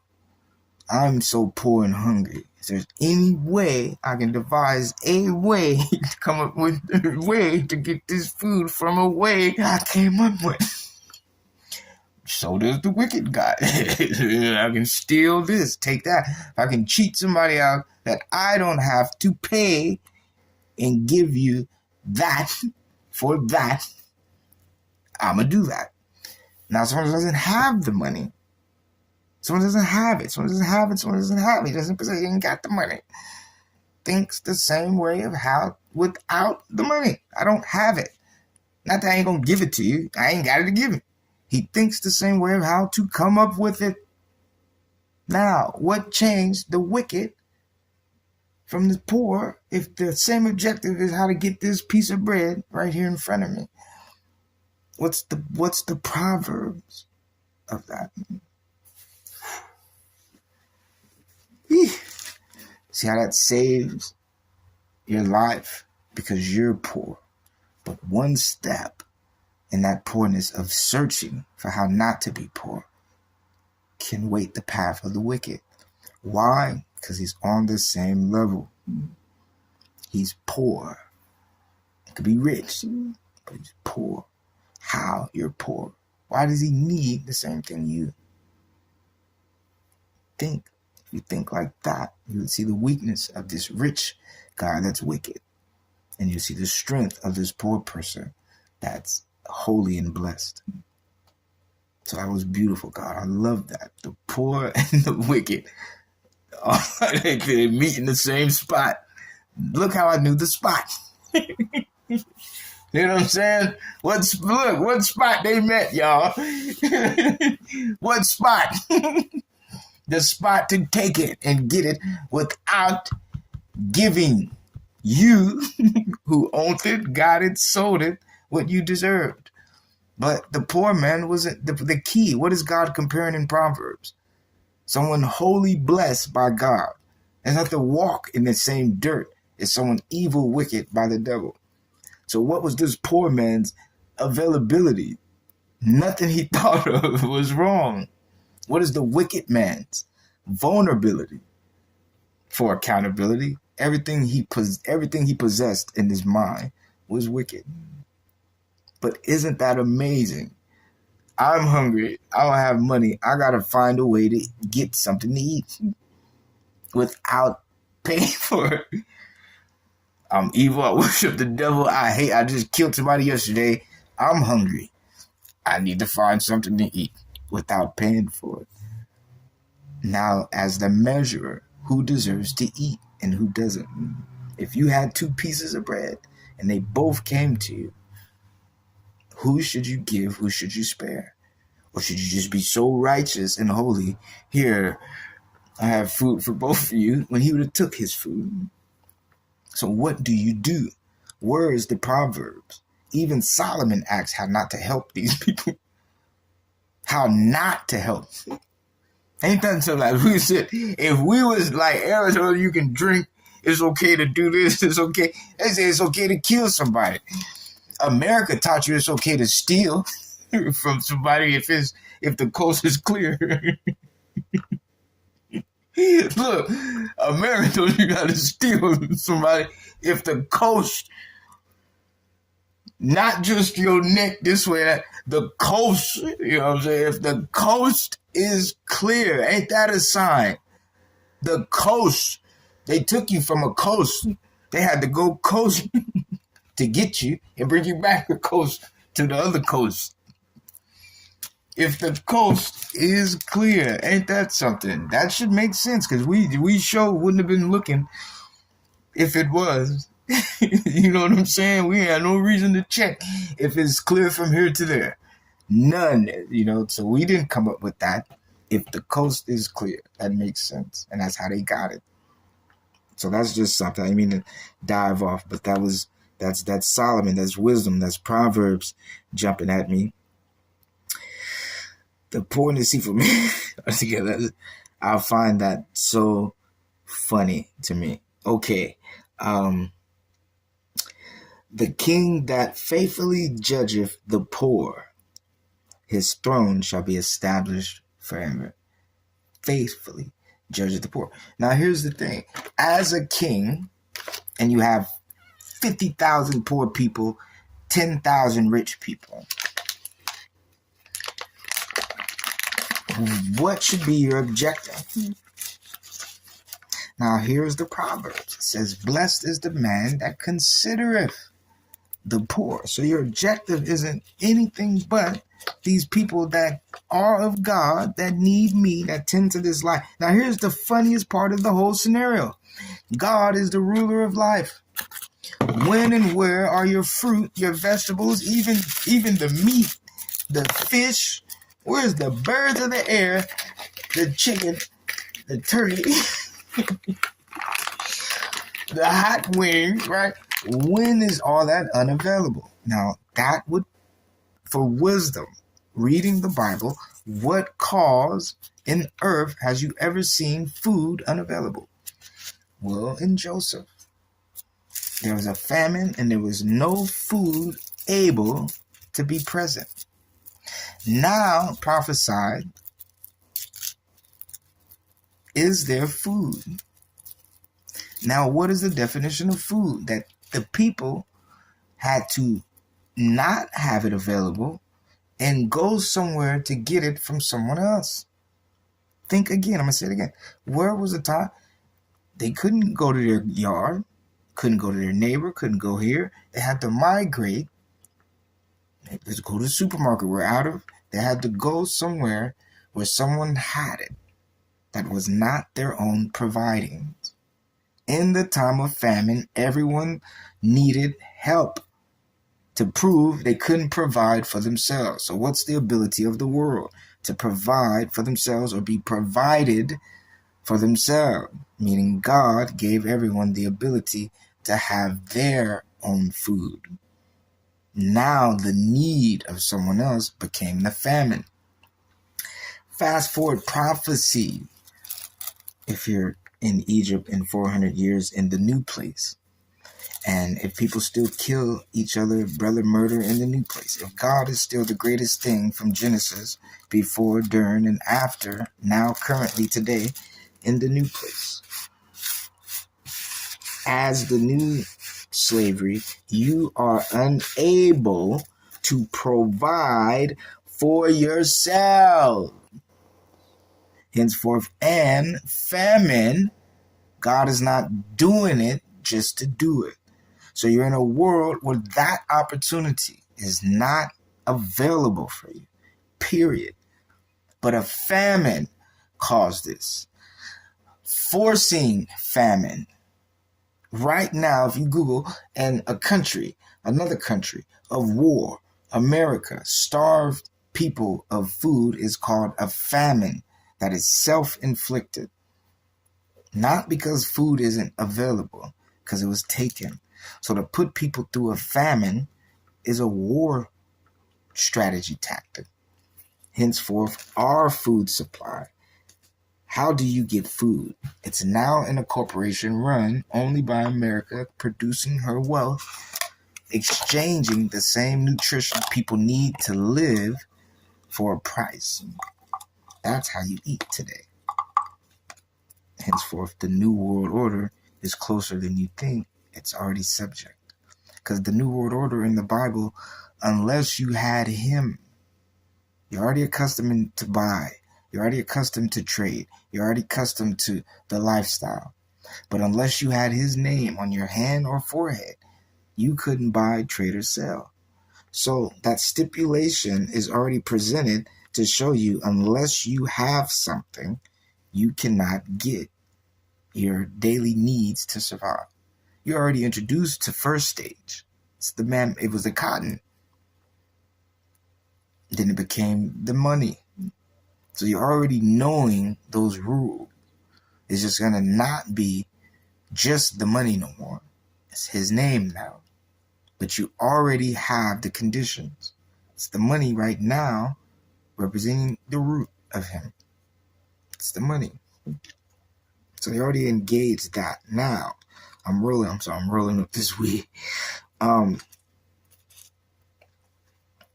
already have the money.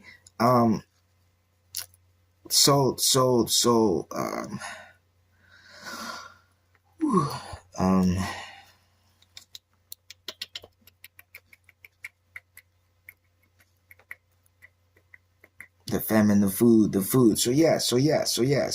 To take your supply and force now, under the command, you guys, that you cannot do unless it's only to build that supply to need the demand of help from such.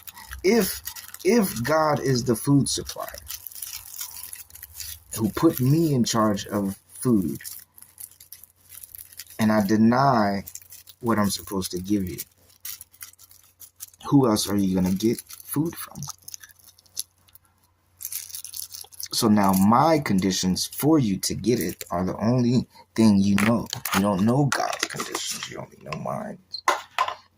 Now, he didn't force himself in this. He had 400 years to do. This is just what he chose to do. And when we have faith that the 400 is his time, you would see all his acts within that time period. Job isn't some act. Job is a 400 witness. You had 400 to do this to them. It's a witness of what conditions to put you in. It's not some story. That's why you follow it. This is his time. Even if you read, he had 400 first. Then see the communication between God and the devil. There was that stipulation barrier between it. It wasn't just some open, come do this. It was under conditions. And you would follow these conditions. It was the 400. He just had the availability. All that led up was showing the periods of when he got to do these things. Exodus was a period of time that came to an end. This is a period. Job is a period. Temptation of Christ. All are periods of him. All inflictions that, like that sting, come with those two effects. Because remember, if he's the one attacking you, is he the one in control looking?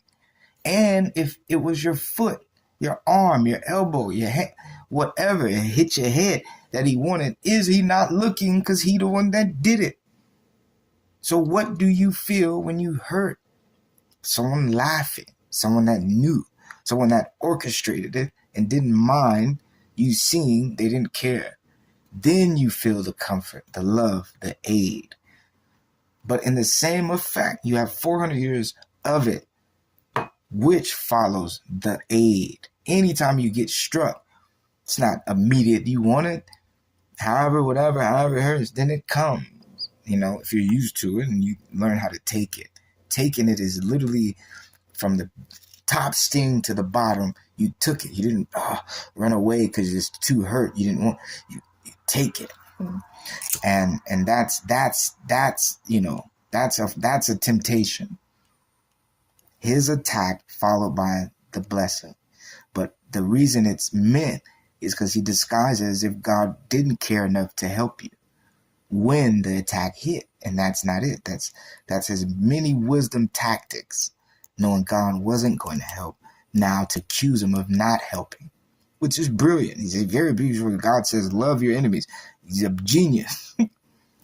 Very brilliant. You can see God, how he loved him. He's so cute. God's not going to answer for 400 years.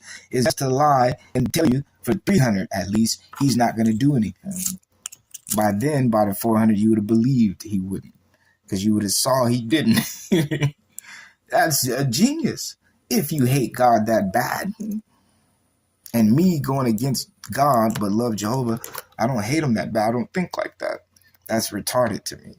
And it's a simple get out of the way with me. If you're not God, move. If you're my father, I'm going to bow to you. Simple Israel, simple black man, simple child away from their father, tired of being lied to, but hold on to their father for as long as God lets them. and then some more and beyond and some more. But there's just the average child looking for their father not taking anything from anyone, but had a reason to be upset. Not, just he couldn't cut it. That's what I kept getting in trouble for, because I didn't want it to seem I couldn't cut the test and I'm just angry. And the more I tried to defend it, the more I got punished. The punish came from, neglect, not having the strength, not being able to do what I was able to do was my punishment. And this is for not believing in myself, believing to turn back like the Egyptians and save God, like go back for Pharaoh and help him, because you're so used to your master that abused you, you think to help him. So because of God being so powerful and almighty and abused me, I think, oh, it's okay. It's just God. He was just angry, tempted. He can do that. I'm nothing. I'm nobody. I forget. It's okay. When the migration, the Exodus, the prophecy is to leave and get you away from God. And here I am going back. So that's, you know what I'm saying? That's deep. And to think Jehovah God is that good, that he would let us go against God himself. It's not him. He let us go against him. It's not him. So you don't want to learn that. He let us go against God. He knew humans would hate God. But not because we hate him. We would hate God. God sucks. He knew God sucked. But the day a human would be able to say it the right way and not say it to him would be the day we all would be able to say it. For a human would have blessed you to know how to say it. But then you got to think God knew it. So how good is God that he created it? You get angry at God. That's the most beautiful. And when you see, he says, don't get mad at me. Know the difference and know who to get mad at. He's already let you know then. You can get mad at Satan. Just know the difference of Satan and me. So if you even go that low, he already prepared you for the distinguishment between the two. He already wanted you to separate. He already wanted you to declare his name. He already wanted you to find the fault in this man's word. And the only way you can find the fault in his word is his. It's God's words being used. Think, if someone broke their promise, what promise would you have believed in for them to keep? The word of God. The fact God didn't keep it, what does that say? But what would he have to use for God to have kept his? Remember, identical. So regardless, if it's the same word, you can only, because I knew him is why. It's the same person. It's the same identity. That's where we would come in at, but that's where we're lost, because it's the same identity. They look the same. God and Jehovah look the same. God and God look the same. But the fact we can't just walk up to him, God has us in our spots. And we have to find him. Our Father and Jehovah, they're the same person. If Jehovah our Father laughed and God laughed, we wouldn't know the difference. And that's why he's so difficult to spot. But if you catch it, if it's Jehovah and then God, he has to use it. So if God kisses us and he comes and kisses us, it's Jehovah, it's our Father, it's God. We wouldn't know. So because Jehovah says, I love you, and God's like, I hate you. I love you, but I hate you. It's, we wouldn't know if it was Jehovah or God, because they're that identical. And because it's been, don't do this, don't heal people, don't, but it's coming from God. We're not knowing it's not Jehovah saying that, because they're the same. That's when it's you, but it's who we trusted. It's who we knew as God, our Father, our Savior. Literally, it's who we knew. So that's why we trusted him. You guys remember I'm the only one that told you this story, which I love the fact how truthful it is. That I literally know this Antichrist because we've been worshiping him. He's been the one guiding us. And he's the one that came and said, I'm God that's going to choose you. So because of that, he has the ultimate, we just know, okay, he's doing what he's supposed to do. Everyone else, you're evil. And he's just like it. But we didn't, someone's doing it, but we didn't, but you can feel it's coming from him. That's where this whole, you're cool, but seeing God it's just pressure on you, and he wants it like that. The devil wouldn't just do that. It's like you wanted him to hit me 3 times. It's like, he could have reached his hand out and stopped it, but it's like, oh, what happened? I'm sorry. Was I supposed to be God? And he'll do that. And for anyone that can talk to him, that's why I ask people. You can ask this guy. The funny thing about if Kakarot's prophesying to you about a voice, clearly you can talk to this person. So it becomes deeper. We would have had to know that, right? So he can talk to you. So the fact that here's God and he's answering, yeah, we believed it. Little we know there is a voice that can talk to you as well, called the devil. But this is God. The Bible says the devil. Still aware he could be tricking us. We're very wise children. Still aware this could be a trap. This could be Satan in the form of God.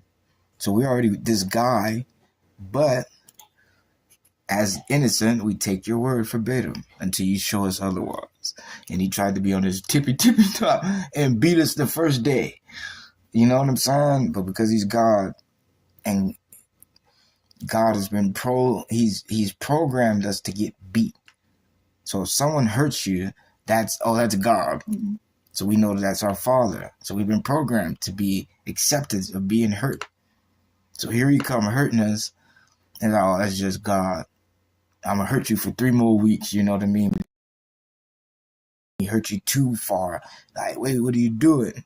We can take this. And then you have God as well. If we're fighting the devil, who's guiding us? So then you have Jehovah as well, guiding us. Okay, the devil's going to try to come and do this. Be prepared. I'm prepare this whole week for you guys to get ready and be strong and fight. And then the next week, he's going to come just like that. First day, here come the devil. So Jehovah would lead us and keep his word. So when the God comes and tells us to do something, get hurt, or here's the devil, we're already used to being put in those situations battling the devil. He only manipulated the battle, and now he started tempting us, doing things, going further than Jehovah would call. So now even the fight that we're subject to be tempted is getting tempted too far, because now God isn't guiding it anymore. Now someone has their hands on him, and he's not doing fair. So that's how the real original calls. Pharaoh, God, you love, you honor, you get treated equal. Here he comes. Same position, taking the same hold, going the same route Jehovah would have went. Like the sheep. So you're used to it. This is dad, okay? It's not it's switch and you're going to be with the devil. Here he comes. But it's not God now. It's the switch has been made. It's the devil moving. And he just so happened to move us to death, destruction, doom. And we're living in it, complaining what's going on. We know not to question our Father. But why are we always, there's no light, no more, no happiness, no my children, you did a good job after the fight. It's go deep into death. Go to hell. Stand on the jagged edge and be sliced up and down when you try to fight the devil. It's like all these things, we're like, huh? Like, well, we got, we the sons of God. We can take, people gonna be looking at somebody pull a blade out. We ain't gonna be able to save nobody if someone got a blade, right? So we gonna take it, but it wasn't right. Because it was more get hit. You all right? You okay? All right, let's go over here to the mountain. We're going to climb the mountain. He was doing that. Pretty soon, Yeshua, something, Egypt, we were huddling around. Something ain't right. Like for real. Something's not right. Dad is trees, or like, geez, or like, that is not dad. First off, so, and we, so he's kept our eye, but he never stopped. Always let it just boom, bumping our heads, boom, and leading us. We needed an outcry. We needed to fight. We needed to yell.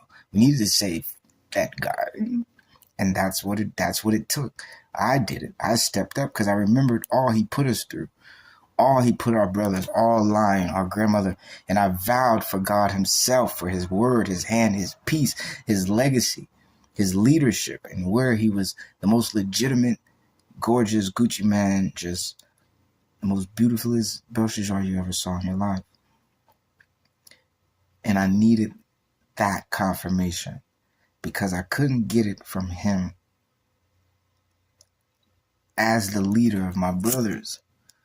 Remember, God put me in the front of the fight. I vowed I would curse his name, destroy his kingdom, his temple, everything about God. Everything about this person that keeps leading us. Everything about this man that keeps deceiving us. Everything about how we followed him all these years of our lives to this point. And this is who we have to accept. I was going to tear it down. And when we came back into our realization, and here he was, the opportunity to praise him or tear it down. And I remembered, I vowed, I stood for my brothers, for God, for my grandmother, all the love of Granny, all the love of Jehovah, all the love my brothers and us shown and shared and have for each other, the world, all of us. I remember it and I tore it down. I've been tearing them down since. But that's the truth of the beef. Jehovah has nothing to do with it. As my witness, aiming, if me and my brothers are riding together, we gunning, Jehovah has nothing to do. We're not aiming. We have nothing to do with him. As our witness, nothing. It's God, who, we know he's called God, or we might have said God. Well, let me say, we might have referred and thought and called his name and said his name was Jehovah, but we know it's God. Just like the Antichrist, Yeshua. And of course we say Antichrist, but we refer to Yeshua as Yeshua. This is the Antichrist. We're calling Yeshua. We refer to him as Yeshua. So, it's deeper than you can imagine, but so authentic and so truthful.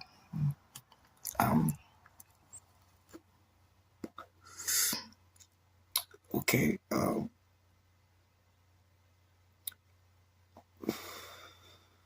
Okay. The king that faithfully judgeth the poor, his throne shall be established forever. And that's all. Remember that? Considereth the poor, considering him. So how do you faithfully judge someone with the rules already to consider them? That means everyone that was poor before he took the kingdom to after should no longer say that anymore. For just as he started as king with a lot, would it not increase to even greater?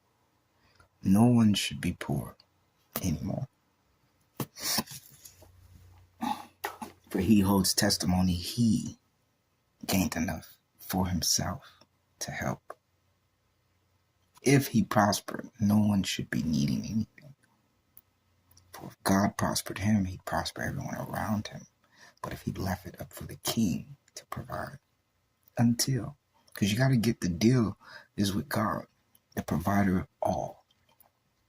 So you ain't dealing with, okay, I can get for this Thanksgiving party for these homeless people 200 turkeys, all the, just tables and tables of food everyone got to pick, and still more in the back. If they finish that tray, bring some more out, right? You're talking God, the ultimate deal. How many you need? What do you need? How many people? Okay. We're going to put this together. We're going to help all these people. You talk to your Father that sees these poor people and sees all the people he put in position to help. What does it say? Watch this here. Watch this.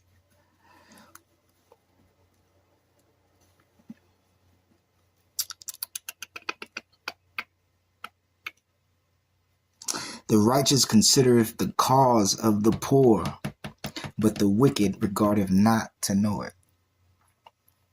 All these people I gave power and position to help, and they disregard to even know that you need it. And they have their stuff. You're going to eat all that. You mean you don't know someone else could have that.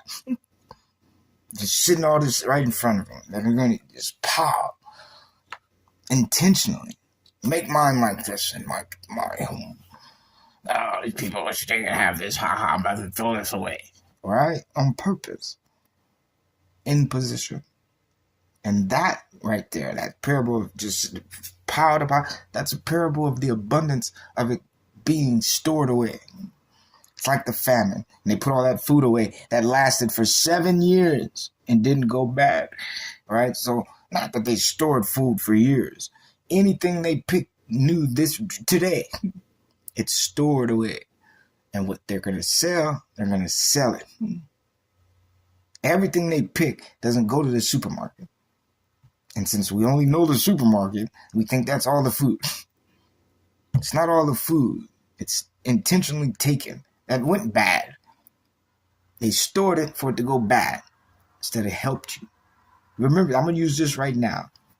Right now, in the past 7 years, we're going to use famine numbers. There's food that's been sitting there that they once got, put it away, that never came to anyone's rescue, that then went bad because it's just sitting there. Remind you again, the food that you see at the supermarket is not all the food. Half gets stored and the other half is what they sell to you. But it's stored.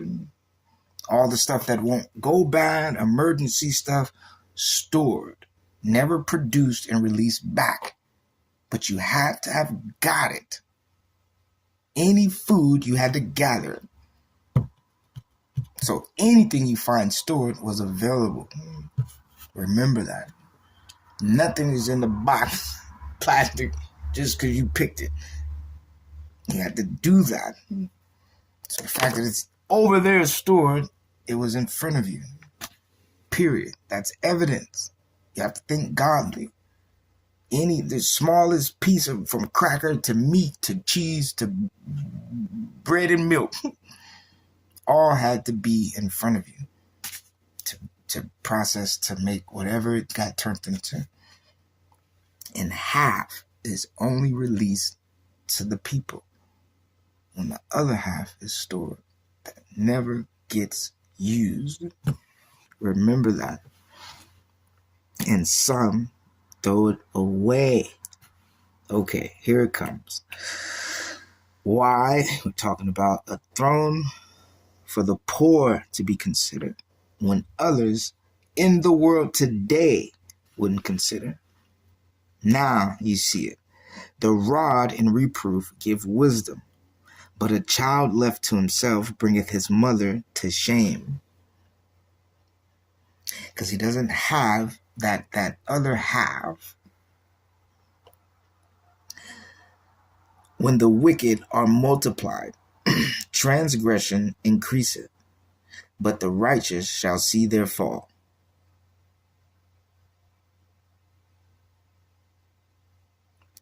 Correct thy son, and he shall give thee rest. Yeah, he shall give delight unto thy soul. Where there is no vision, the people perish.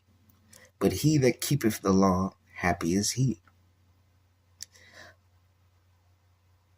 Where there is no vision, the people perish. But he that keepeth the law, happy is he. A servant, now look at that. Where there is no vision, the people perish. A servant will not be corrected by words. Because you got to remember, you're only here because of the Bible.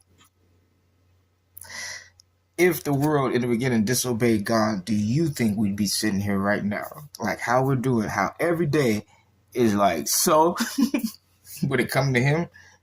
And this was the beginning. Do you think we'd be here today? So, where there's no vision, the people perish. There's been nothing. You gotta get. If the last prophet taught this book that we can open up and read in the Bible, what's the next book? It's not new. It's only following what was last. So where's the vision? If there's no vision, the people perish. Where is the vision? For the vision only leads the people. And this is what he said. Since the last vision is wisdom, that you need to stand here. This is now your salvation of the Bible. If the last vision of the prophet was to get you here, and then the new book opened up the new prophet, that's going to take what the old prophet blessed to get here, to get to their steps. And there was none. That means you didn't have your previous steps to stand on to be previous. You're outdated, void, null. Now, if there was new steps, you didn't have the old to get to the new. Henceforth, no vision, though, which is no such thing as no vision, but not having what he's saying. What's the previous? That would be the vision. Now the new vision. No vision leads to, what does it say? No vision leads to, where there is no vision, the people perish. Look at us. We don't have anything. We don't have no standing. We don't have Jesus Christ. We don't have anything we're taught, but there's no vision. And even if you were taught it and had a vision of this in a direction, there's no vision for that. You have no vision. So even now, everyone, it's not people that go to church, it's not people that open the Bible. You don't have it. No one has it. What's the past? What does it say right here? Watch this right here. Watch this right here. Watch this. This is what's so. This is why I love God. That's why I love God.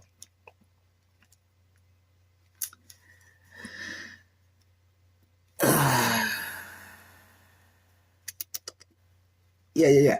Well, there is no, is that verse. Where there is no vision, the people perish. But he that keepeth, this, that verse. But he that keepeth the law, happy is he. So if there is no vision, and no one knew it, and one person knew it, wouldn't he be happy, right? One person would be happy, but you got to get, there's no such thing. There was no vision, and one person knew the vision, he would tell it, because it needs to be out. So it would have to be. Because look what it says, happy is he. Well, even the delight, why didn't you tell anyone? So that wouldn't be a vision if he kept it to himself. Remember what it says, a man that keeps God's word to himself and then keep it to himself. What does it say? So that lets you know he doesn't do that. That means that whatever he gives someone, he's going to shout in the streets, he's going to break bread and share it with everyone. So what clearly could you be in that there's not a man happy as he, rejoicing? For he would have had the vision that made him rejoice. But that vision clearly would have been told, for the world is in no vision. It needs it. Because it doesn't exist. And you didn't see it. You don't have one. You perish. Which we constantly do. But there's no vision. Welcome back, sis. There's no vision. We don't have it. One, nor do we have the past, of which we last can stand on, nor the present for the future. None. And that's why we perish. But perish doesn't mean you die and close your eyes. Perish is the incompletion. If you're hungry, if your stomach's hungry and you don't eat, will not your taste, that fullness, that when you are satisfied with food, it perishes. Your hunger, it perishes because you can't eat. Your thoughts, if you want to be nice and treat people right and all these bad stuff, it's like it perishes. It can't live in no more in the conditions because we don't have no vision, because we don't have any. It perished. See, no vision isn't just because you can't. It's not a sin thing. Just it takes a vision to be in your eyes to have one. So the fact that God doesn't present himself to any of them They didn't have one. So that's everyone incomplete. So now to have the vision, period, you'd have accepted him anyway and been blessed. There's no vision, the people perish. That's for everybody, is what I'm saying. Because think of the person, if I'm a prophet who did good and you're someone that didn't, you wouldn't have one. But if I'm someone that do good and you're someone that do bad, but there's no vision for me either. But not because I didn't deserve it, because there's no vision. Like currently, we don't have one. But if that was the case, look at it. Me is like the poor and the wicked. We have the same conclusion. But yeah, so you see the vision. There's no vision. None. And in this day, the world wasn't so big in everyone's eyes. So now you got the population all over the world spread. If God did give a vision, and you have to understand Jehovah, everyone on earth was aware. What they chose to do with that awareness is them. Imagine him waking up today and he's the father of the whole world, and the whole world is open up to what the voice, the sign, whatever it was. Everyone today, they would see it. Whether they chose to follow and listen and take it as Jehovah was them. But imagine him opening and shaking the world today like he did back then. And all the new people, the new advancements, all the eyes, it's like, this is God. Oh my God, Almighty God is here. You understand?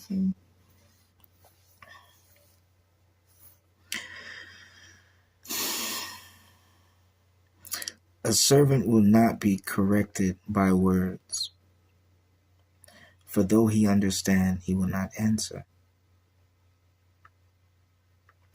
Seest thou a man that is hasty in his words? There is more hope of a fool than of him. He that delicately bringeth up his servant from a child shall leave him. Him that delicately bringeth up his servant from a child shall have him become his son at the length. An angry man up strife, and a furious man aboundeth in transgression. A man's pride shall bring him low, but honor shall uphold the humble in spirit. Whoso is partner with the thief hateth his own soul. He heareth cursing, and bewrayeth it not. Whoso is partner with the thief hateth his own soul. I like that. The fear of man bringeth a snare, but whoso putteth his trust in the Lord shall be safe. Many seek the ruler's favor, but every man's judgment cometh from the Lord. An unjust man is an abomination to the just, and he that is upright in the way is abomination to the wicked. The words of Agur, the son of Jeki, chapter 30. Even the prophecy, the man spake unto Athio, even unto Athio, and you call. Surely I am more beauteous than any man, and have not the understanding of a man. I neither learn wisdom, nor have the knowledge of the holy. Who hath ascended up into heaven, or descended? Who hath gathered the wind in his fist? Who hath bound the waters in a garment? Who hath established all the ends of the earth? What is his name, and what is his son's name, if thou canst tell? Every word of God is pure. He is a shield unto them that put their trust in him. Add thou not unto his words, lest he reprove thee, and thou be found a liar. 2 things have I required of thee. Deny me them not before I die. Remove far from me vanity and lies. Give me neither poverty nor riches. Feed me with food convenient for me, lest I be full and deny thee, and say, who is the Lord? Or lest I be poor and steal and take the name of God in vain. And you know what's so deep about this? He's talking about himself. God in you. Feed me. Watch this. This is what got me. Feed me with food convenient for me. So if he already told you what to enter into your body, you're doing it to him. You're feeding him. And he's took control of you as if he's you. And all the commandments that he told your body, told you to do, and told you how to obey yourself, this is how he expects you to react and reenact and behave and do what you're supposed to do. For he's now the Lord of hosts inside of you. And if God basically wanted you to do exercise and train and be in shape, because when he comes, he don't want you out of breath. He wanted you ready, and you went, got ready, and then he came inside of you because he was going to be in control of your body, for it's his. And he wanted to see how you kept it, how you took care of it, what kind of shape it was in, you know. So that's what he's saying. This is what he's saying. Watch this, I promise. Even that, he said, lest I be full and deny it and say, who is the Lord? Or lest I be poor and steal and take the name of God in vain. He's talking about himself. If he was you and you programmed him to be in that, you know, like you were disobedient. So now he's come inside of you and now disobedient. I take the Lord's name in vain, like I was poor, or like a thief, I was to do some sin, because that's your programming. So me coming in, I'm not going to change anything. I'm going to do exactly what your mind is set to do. See what I'm saying? And that's what he's saying. Get me? It's deep. Lest you make me do these things, which he wouldn't change it. Accuse not a servant unto his master, lest he curse thee, and thou be found guilty. There is a generation that curseth their father, and doth not bless their mother. So he's warning you now, there will be a generation that will curse their mother and not bless their father. And I believe that was the white people. White people, when they were keeping us as slaves, beating us and hurting us and separating us, trying to make us look like dogs. There's a generation, and not just the children, like, I don't say infants, but children, like 6, 7, 8, 9, 10, 11, old enough to know right from wrong, old enough that your parent would rely on you to be right and act good, right? That should narrow it. And that generation hated their mother and father and their parents. They wanted them dead and wanted them gone. Spitting on them, cursing at them. Yeah, there was a generation where they hated them. But those were white people, you know, and the black kids that wanted to act up and stuff. It spawned, but it was white people. But as that prophecy did fulfill and came true, it may have been to the slight. It wasn't the full maximum. And God let them know it wouldn't be the end until. And I believe this is prophesizing of the end. That generation will hate their parents. Now you got to think, if you killed all these black people, raped, murdered, slayed them, disobeyed God, stole their land, stole their heritage, stole their fair names that God called them, and gave them these slave names, how could we honor you? So what we may take as wickedness, because the accountability of the Bible says will not honor their parents. Who are their parents? And who's this generation? And for what right? And think, if it relates to the Babylonians, their enemies, Israel's enemy, God enemy, the Jesus enemy, the Holy Spirit's enemy, Mother Mary Magdalene's enemy, Jesus is Emmanuel, my hair, so if you're in AA, One Love, oh, Kakarot, me, Jehovah himself, his grandmother, if they hated them that much, Again, think of the Babylonians, and enslaved them to be victims of such. You would think if that was the Babylonian Empire, excuse me, hold on.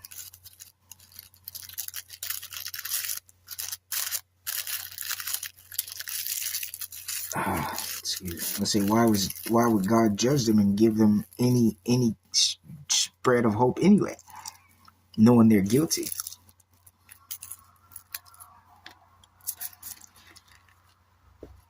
So hold on, let me see.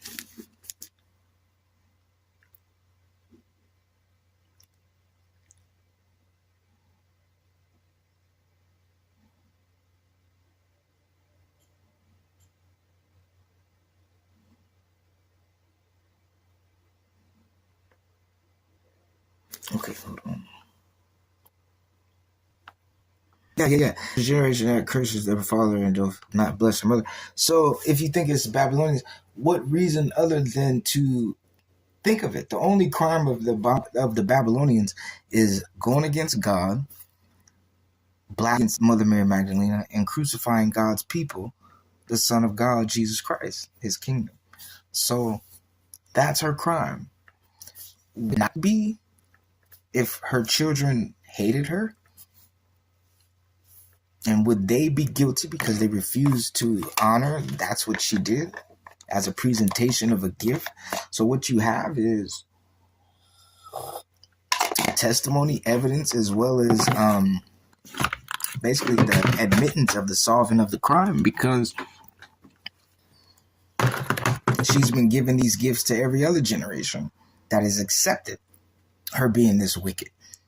For a generation to come, and she goes, here, my babies, this is what I did to these Israelites. This is God's people. These are these black African niggers, slaves. This is what I did. And they go, no, we don't want that. Refuse it. Free them. Let them go, or let us go. We don't want nothing to do with it. But it's her generations, her peoples, her family that will emerge and take it and not take it and refuse it. That's, think right now. Think right now. Inheriting a whole kingdom, and you don't want it because it's built on something bad. Okay. There is a generation that curseth their father and doth not bless their mother. There is a generation that are pure in their own eyes, and yet is not washed from their filthiness. There is a generation, oh, how lofty are their eyes, and their eyelids are lifted up. There is a generation whose teeth are as swords, and their jaw teeth as knives, to devour the poor from off the earth, and the needy from among men. To devour the poor from off the earth. So this intentions of that individuals whose teeth. Do you see the discretion? That's an individual. He just told you someone was coming that's going to do that. Did I not prophesy? See how you should know? Watch this. There's a generation that curseth their father and doth not bless their mother. That it's coming, not that it came. Watch. I said it will be there. There's a generation that are pure in their own. There's a generation whose teeth are as swords, and their jaw teeth, to devour the poor from off the earth. Now, the reason I said it didn't come yet, or maybe it did, and that generation, because of that, it's been the dedication of these commandments and instructions to keep the poor devoured. Because the person could have long died by now, or that person was coming and could possibly be here today. And I mean an all-out war against poor people. That can be Elon Musk.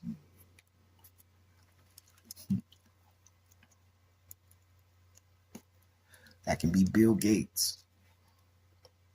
That could be Mark Zuckerberg. You know, whose teeth are as swords and their jaw teeth as knives, to devour the poor from off earth. And I think teeth.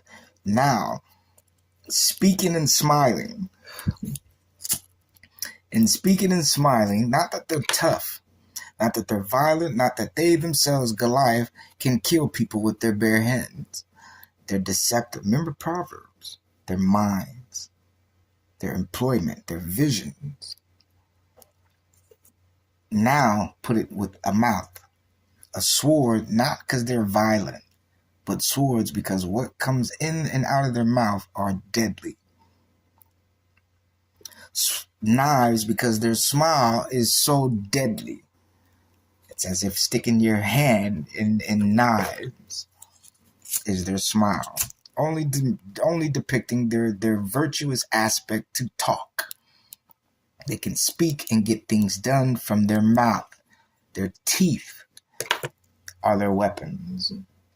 And it doesn't mean they're deadly teeth that can just cut your fingers off.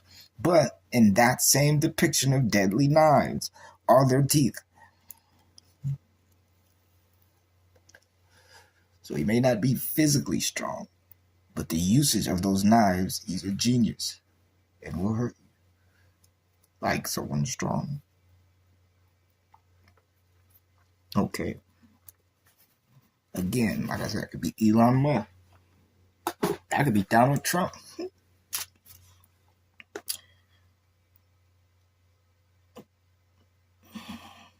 The horse leech have 2 daughters, crying, give, give. There are 3 things that are never satisfied. Yet 4 things say not, it is enough. The grave and the barren womb, the earth that is not filled with water, and the fire that saith not, it is enough. Ain't that something? I'm going to read that one more time.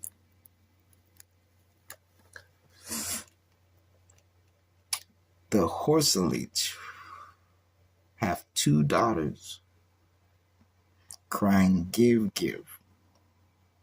Crying, give, give. So 1 give for 1, another give for 2. There are 3 things that are never satisfied. Yeah, 4 things say not, it is enough. The grave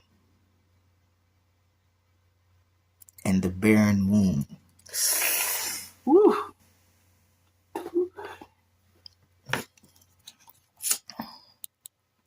The barren womb.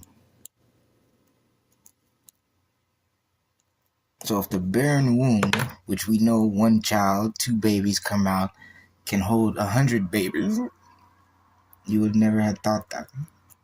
100 children coming out of that. And it still would say that there's enough. 200, right? Okay.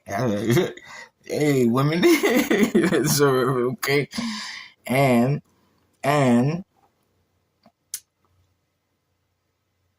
the earth. The earth that is not filled with water says that is not enough. So the earth is an ongoing, forever, I want, me, give, meaning it's nothing the earth can do, can't do. Always thrive, always be beautiful, and always want more of God to give. Whew. And the fire, and this is not filled with water. And you know it takes water to grow anything on this earth. So the earth that doesn't have water craves steel and to thrive and be energetic and possess and have the will to flourish, even though it couldn't, even though it can't, is why it says without water. Water being like it craves. You see how the earth drinks water. It sucks it in, no more, right? Without water, it still has that gimme. And that's probably what it's relating to too. Because it doesn't have it, that craving of it is like the earth that is not filled with water. And the fire that saith not, it is enough. So fire burns continuously. It never stops. It never quenches. It never gets put out. Always burns. A fire says, not it is enough. Okay, and watch this. The eye that mocketh at his father, and despiseth to obey his mother. The ravens of the valley shall pick it out, and the young eagles shall eat it. Now, what up, Merce? The ravens. A raven was the first animal, I think, that didn't come back from the flood. So it has symbolic for foundation of earth is the raven, the first bird that emerged. And remember, earth, in the beginning, God created. It's a reason it's destroyed. So that earth that we know in Genesis, this place that we are, is no more the same as those 6 days. That's destroyed. The new rebuilding of it after the flood. The raven is the symbolism. So that's beginning. And even though he mentions raven, the reason I'm giving you the symbolism, he's not directly talking the bird. The raven is symbolic for the foundation of earth. The new beginning of you to be appreciative to be here is the raven. Now, the young eagle, Babylon's symbol is the eagle. If you check America, America's symbol is the eagle.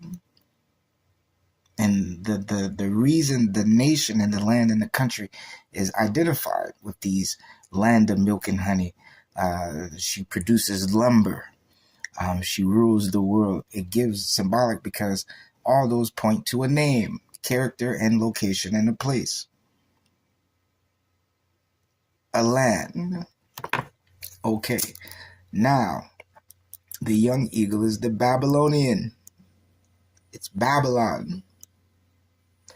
When he says a son, think of it. You're a slave, think of it. And this is, oh my God, God, praise you. You're so wise. This is wisdom. What is the Bible? Israel. What's the condition now? Israel is where? Babylonia. Is the Bible anywhere else right now? No. Why is the young eagle? Think.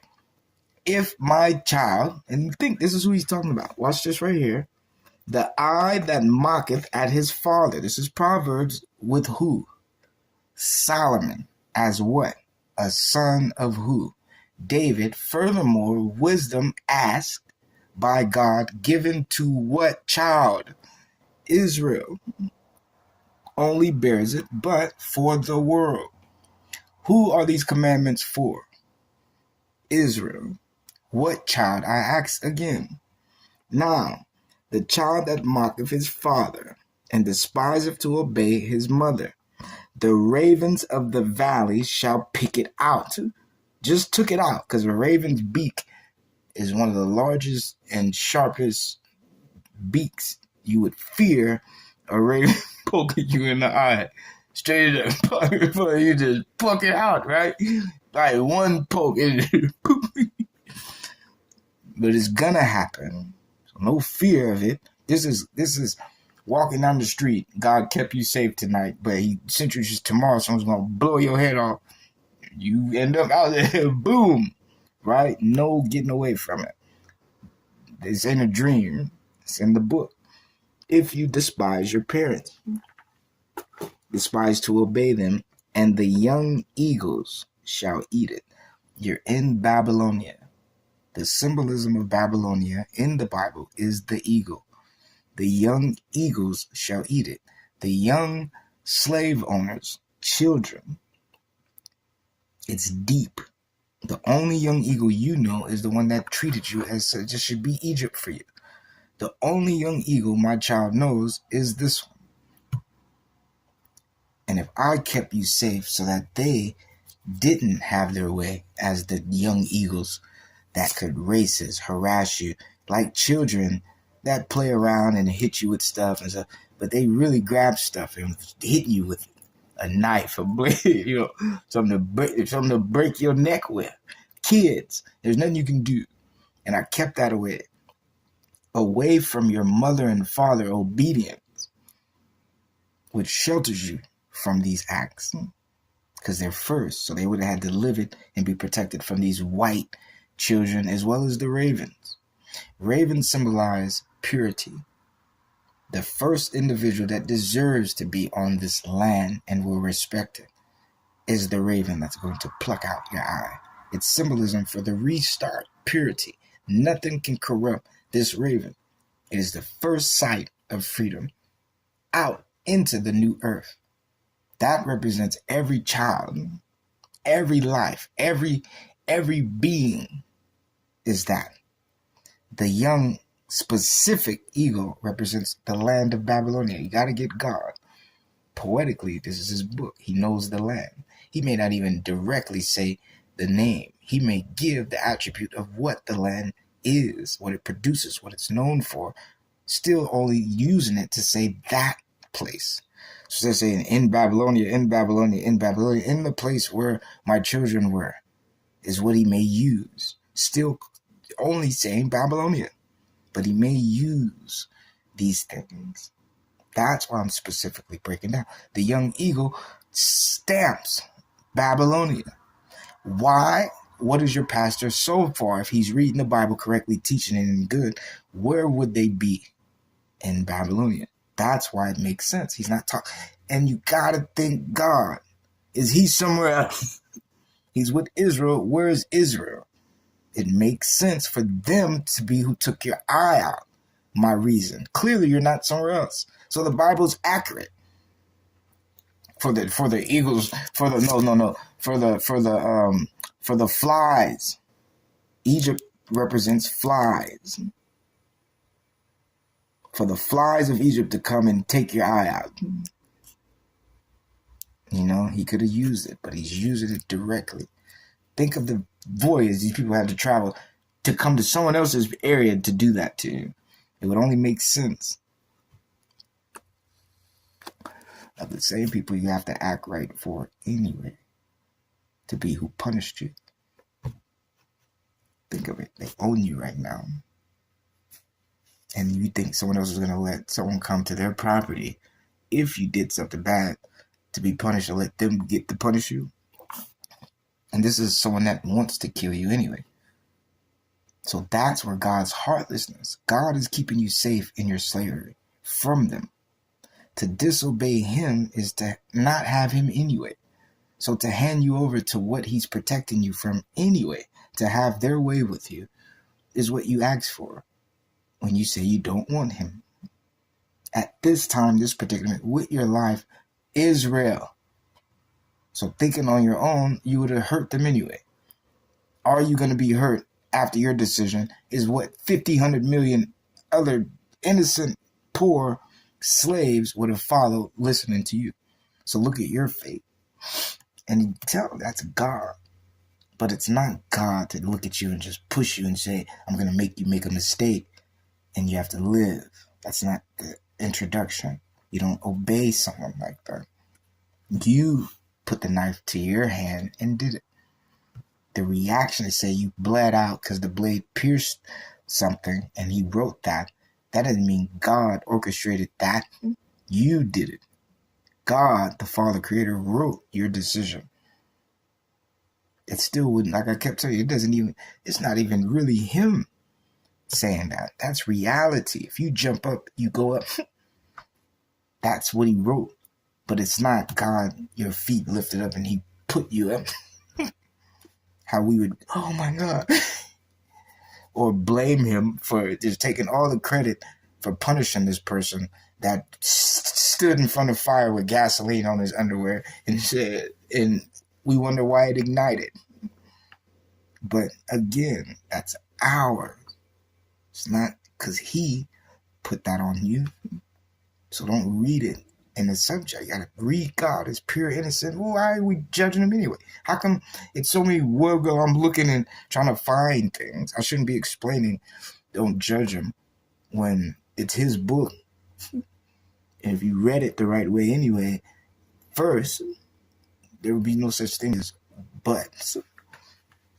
You'd have gave him that honor for giving you that in the first place. So that's all. You just gotta honor God, guys. Don't look to catch him. That's what people try to. Right now, I heard someone say the Bible has so many inconsistencies, so many errors, so many, and I wanted to hear, you gotta listen sometimes, because I'm defending something that if everyone clearly is still opening it to look for something, the Bible followed me and answered Kakarot. The Bible isn't real. Why did it answer Kakarot? And when I say answer, what Kakarot just said, the Bible's in his church teaching everything to help him see that error isn't an error. You're blameless, faultless, and perfect. And it's wrote right here what you just did. And I gave you all these answers of how we're about to fix it, get through it. How you have nothing to worry about in the book. But it's directed specifically for the issue. So when they say it's that, and I go, but it answered something that if I kept secret in my heart, only me and him would have only knew. So how is the Bible something I just did? All these hundreds of millions of years already have it. So that's more inspiration for Kakarot to not feel he just made some decision and it's over. It was in the book. So how much error do you feel you made and lost everything if it's wrote? And nothing in there said you're going to lose, die, and be punished for the rest of your life. So that helped me. First, this inconsistency or it doesn't work or have any reason to go against it. I wasn't looking for that. I was looking for how it was going to punch me because I was ready to accept it. Kakarot, you lose. Kakarot, I gave you all this. Kakarot, you're the one I love the most. The devil did it, and I chose you to be this new opportunity, and you did it. And I'm waiting for that because I feel like that as a friend, as amigo, as my brother, my father, my loved one, just, all I know, all I care with us, I love him. I gave up on him and I didn't hold him down like I was supposed to. And I feel like that.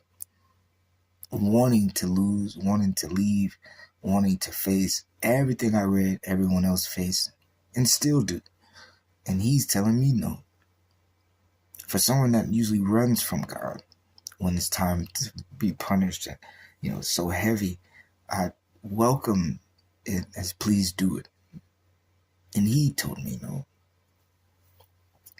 You know what I mean? Like that. So, and to come teach you guys, don't take the shortcut. Hold on. You're going to be probably greater than me. And I'm willing. I made that mistake. I didn't hold on. Hold on. As a teacher, there's no hatred, there's no jealousy, pull you back or leave you, going, get mad like me. So I see two people now with their heads down, like I got mine.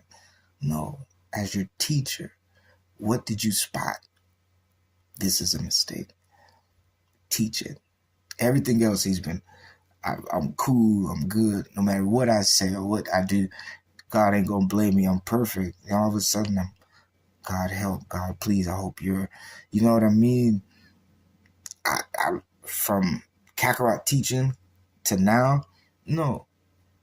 But I asked for it. I want to know if this is what you lose.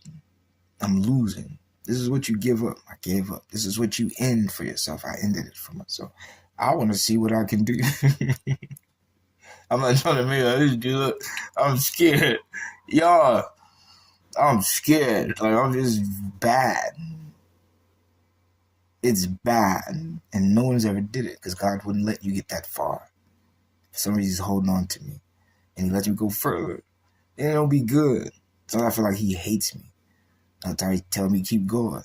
Push me further. Let me guide me go further. And I still ask him, what am I supposed to do? I'm not a bad guy. nor do I want to slip and become bad. But no matter what I do, it keeps slipping further and further and further. I'm in a fall effect. King, God, his son on the throne, falling from heaven. I'm falling. And he's guided me, but I keep falling. I'm scared, I've fallen, but that's what I wanted. Believe it or not, he asked me, you can be the highest king in the world. Right now, higher than David. Like, I could have had, everything I'm preaching about, I could have had it right now in my hand. Or, your idea, you can fall, be the worst, lower than the devil ever could dream to be. But, and then there's the but. Now, keep the but for, any follow, any that love, any that's going to trust me and give it. I'm going to hold on for right now. But you could, rise and fall even further, and rise and fall even further, and rise and fall even further. So this was the idea of bad, taking negative, making it something positive. But I chose this because you can only go up. To go down prophesies in strength, perfection, and guidance, only to try to make it up higher than you would have made it going higher. From going down, you could never do, because down is your downfall. There's no end, there's no glory, there's no restart, there's no goodness, there's no going back up from down. And I wanted to do that. And I asked him that. And what you got to get with God, it's a good and bad story. Holy and evil, low and evil gets cheered for in this book.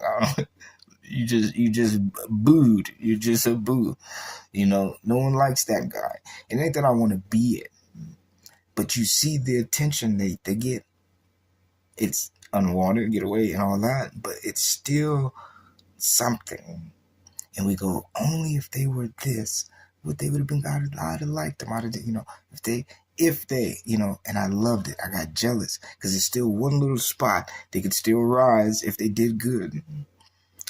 I attached myself to that one spot, and I always wanted to do right by it from that spot and make the example of it.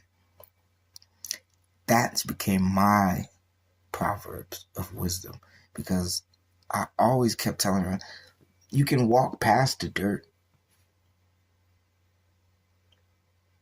but to be dirty is to get the dirt on you. So you never been dirty. If all your life you walk past it, you never got dirty. So to say you're clean, but soon in 25 years you've been clean, a little dirt get on you. No matter how many years you've been clean, refraining from being dirty and praise you for being clean, soon as a little dirt get on you, you haven't been prepared for dirt. You've been prepared to get away from it. And the objective is dirt. It's not clean, it's dirt. Dirty, dirty, dirty. Dirty, as soon as you smear it, ruins everything because you're dirty. So it's not clean. How many baths you take to be clean? As soon as dirt get on you, you're dirty. How clean you are. So the objective is dirt. Dirt ruins you. Not how to be clean. It's the dirt that gets on you that breaks you. So being dirty, how to be dirty and say you're dirty and be clean, so that it never is you're dirty or you're never not clean. Because if that's all it takes, all I do is take dirt and put it on you. So shunning from it doesn't clean you. It's how much is on you and you're clean. And if you believe in that, how much dirt can you turn to clean? Because dirt always is what's going to ruin you.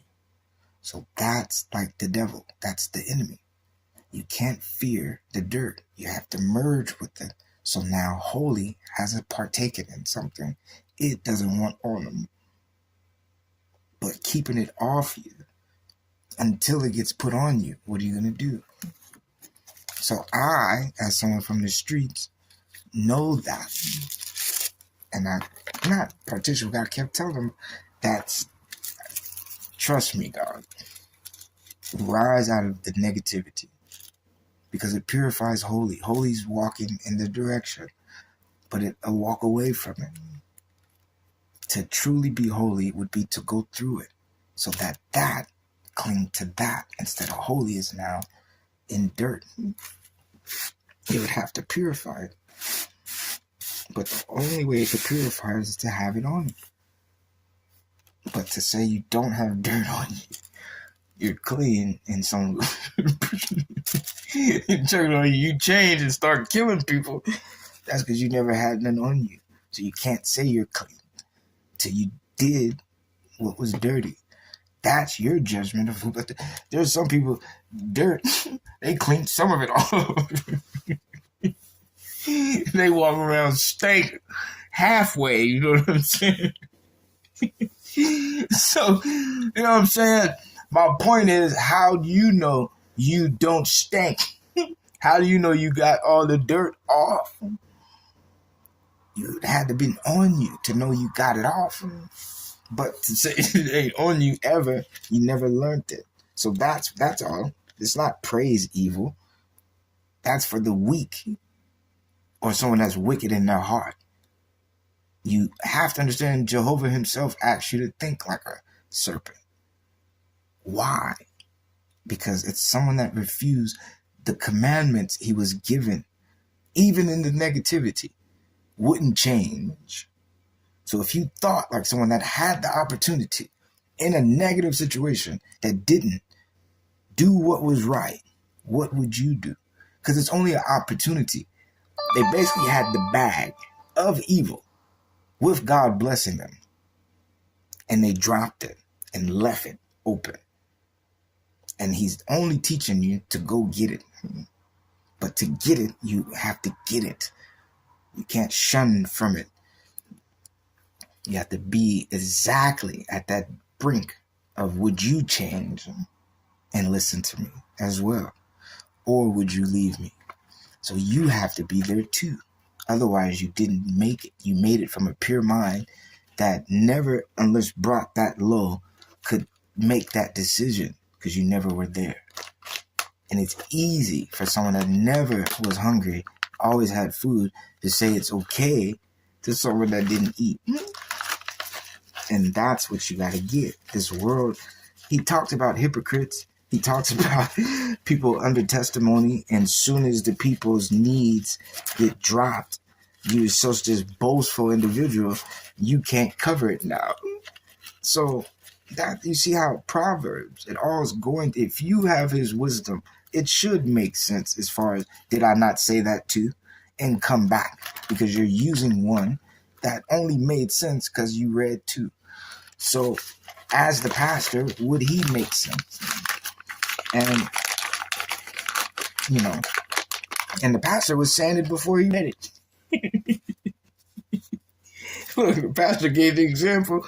Look, that's what, yeah, you know, like, yeah, like, you know, like, yeah, that's what I'm asking. That's how I'd be asking. Because like I'd have been dancing circles around these other people, other grown men, circles. Because I'll throw a word, close my eyes, sit there, make it come back in the Bible, the word I picked. And I bet that word be what stood out for the whole story. Like, I do good things with God. And I don't you guys know I can prophesize. I can tell you right now, at this point in time, tomorrow, this and this, what I want is going to happen. And I never just start much. Once he gave me the gift and I start seeing that, no, this ain't going to be no exploited. He can do God's gifts. Everyone come see God and you ain't going to listen and even know him. So I close myself so that no one saw nothing. You're going to hear me. People come here. They turn it away. They leave. I was like, okay, I know I'm talking right. I started making lights and start flying and start doing things you see in the Bible. You only saw that. You don't care nothing about the founder. You don't care. I even teach my students, don't be asking for stuff and you don't even know the worth of any of it. So for sure, these things aren't just, I can do things. And this isn't the Kakarot come watch him do things because he's exploiting God, hoping his beans, hoping his views, hoping to go on YouTube, Facebook, hope it's breaking news tomorrow because he showed God is real, but didn't show he was real. Because the world wants to see power like Disney and cartoons and the white man movies and the Ku Klux Klan, Nickelodeon in Egypt to deceive. They don't want to learn. You know, God is love from learning his word, his knowledge, his wisdom, not hands what you can give. And that's the difference. That's why I don't do that. But I'm just only saying it because you're my church. I can prophesy. And I don't just, that's not because I'm guiding you. And the time, since I know I can do it already, that time is fine to come when it's like preheating the oven, everything. I'm just scorched the meat. It'll look done. It looks that looks wonderful. But as soon as we set it and make it bake, it is burnt now because I didn't do right. So the time it took to get done, it don't look like that no more. Because it's been in there the right time it should have been, but I didn't do it right. So I'm not gonna teach you guys that. You guys ain't gonna look burnt, but pink on the inside because you're raw. I don't want to do that. You understand what I'm saying? And that's all. As your teacher, I guided you guys this far with nobody helping me, and I got you guys ready to face the world. That's by myself. Ain't no army, ain't no colonel, because I'll be telling the army and colonel and general's position that they had to do 10 years of stake scoping to find out it. Boom, I got it. But look at your general, look at your colonel, look at your chief in charge and command of how I did prepare you. I did that by myself. So word my heart. How hard am I in life? Ain't no speech, ain't no talk, ain't no we can do this. What is your pastor? How hard am I? What can I do? What am I able to do? How many mountains? My heaviest words can move. How many mountains moved? And still shouldn't move. Please. Okay, I've been trying to mountain. Like, no, that mountain gone. And came back smiling because it's in a new place. A human can move me like God said. So, and I've just been showing it. I haven't been stingy. I haven't been trying to lead you guys to only look at me, only praise me, it's only him. He said it was a time when I started seeing all the good stuff God was doing to me. I said, okay, I don't want to just be God. I can hold my breath for 20 minutes and not die. I didn't want to do that.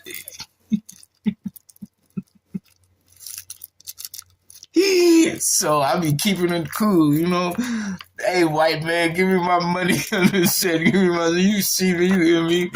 Give me. Hey, man, understand? Look, if y'all don't put in this plate, I'm okay.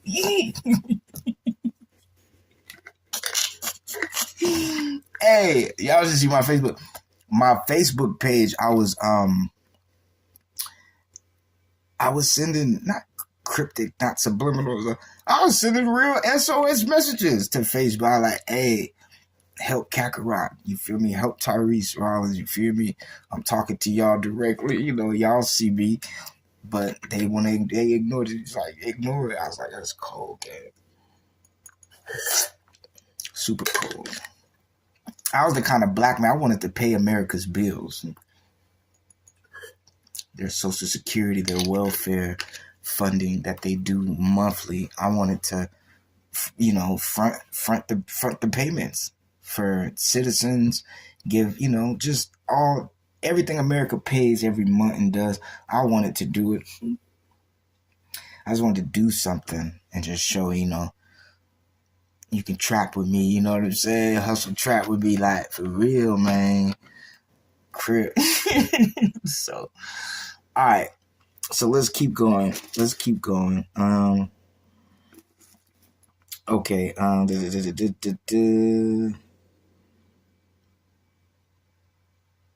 Okay.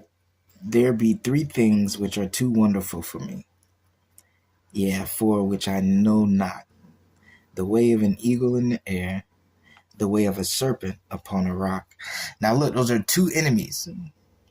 The way of a serpent of a rock, the way of a ship in the mist. Kidnapping. So wait a minute. An eagle in the air, scout.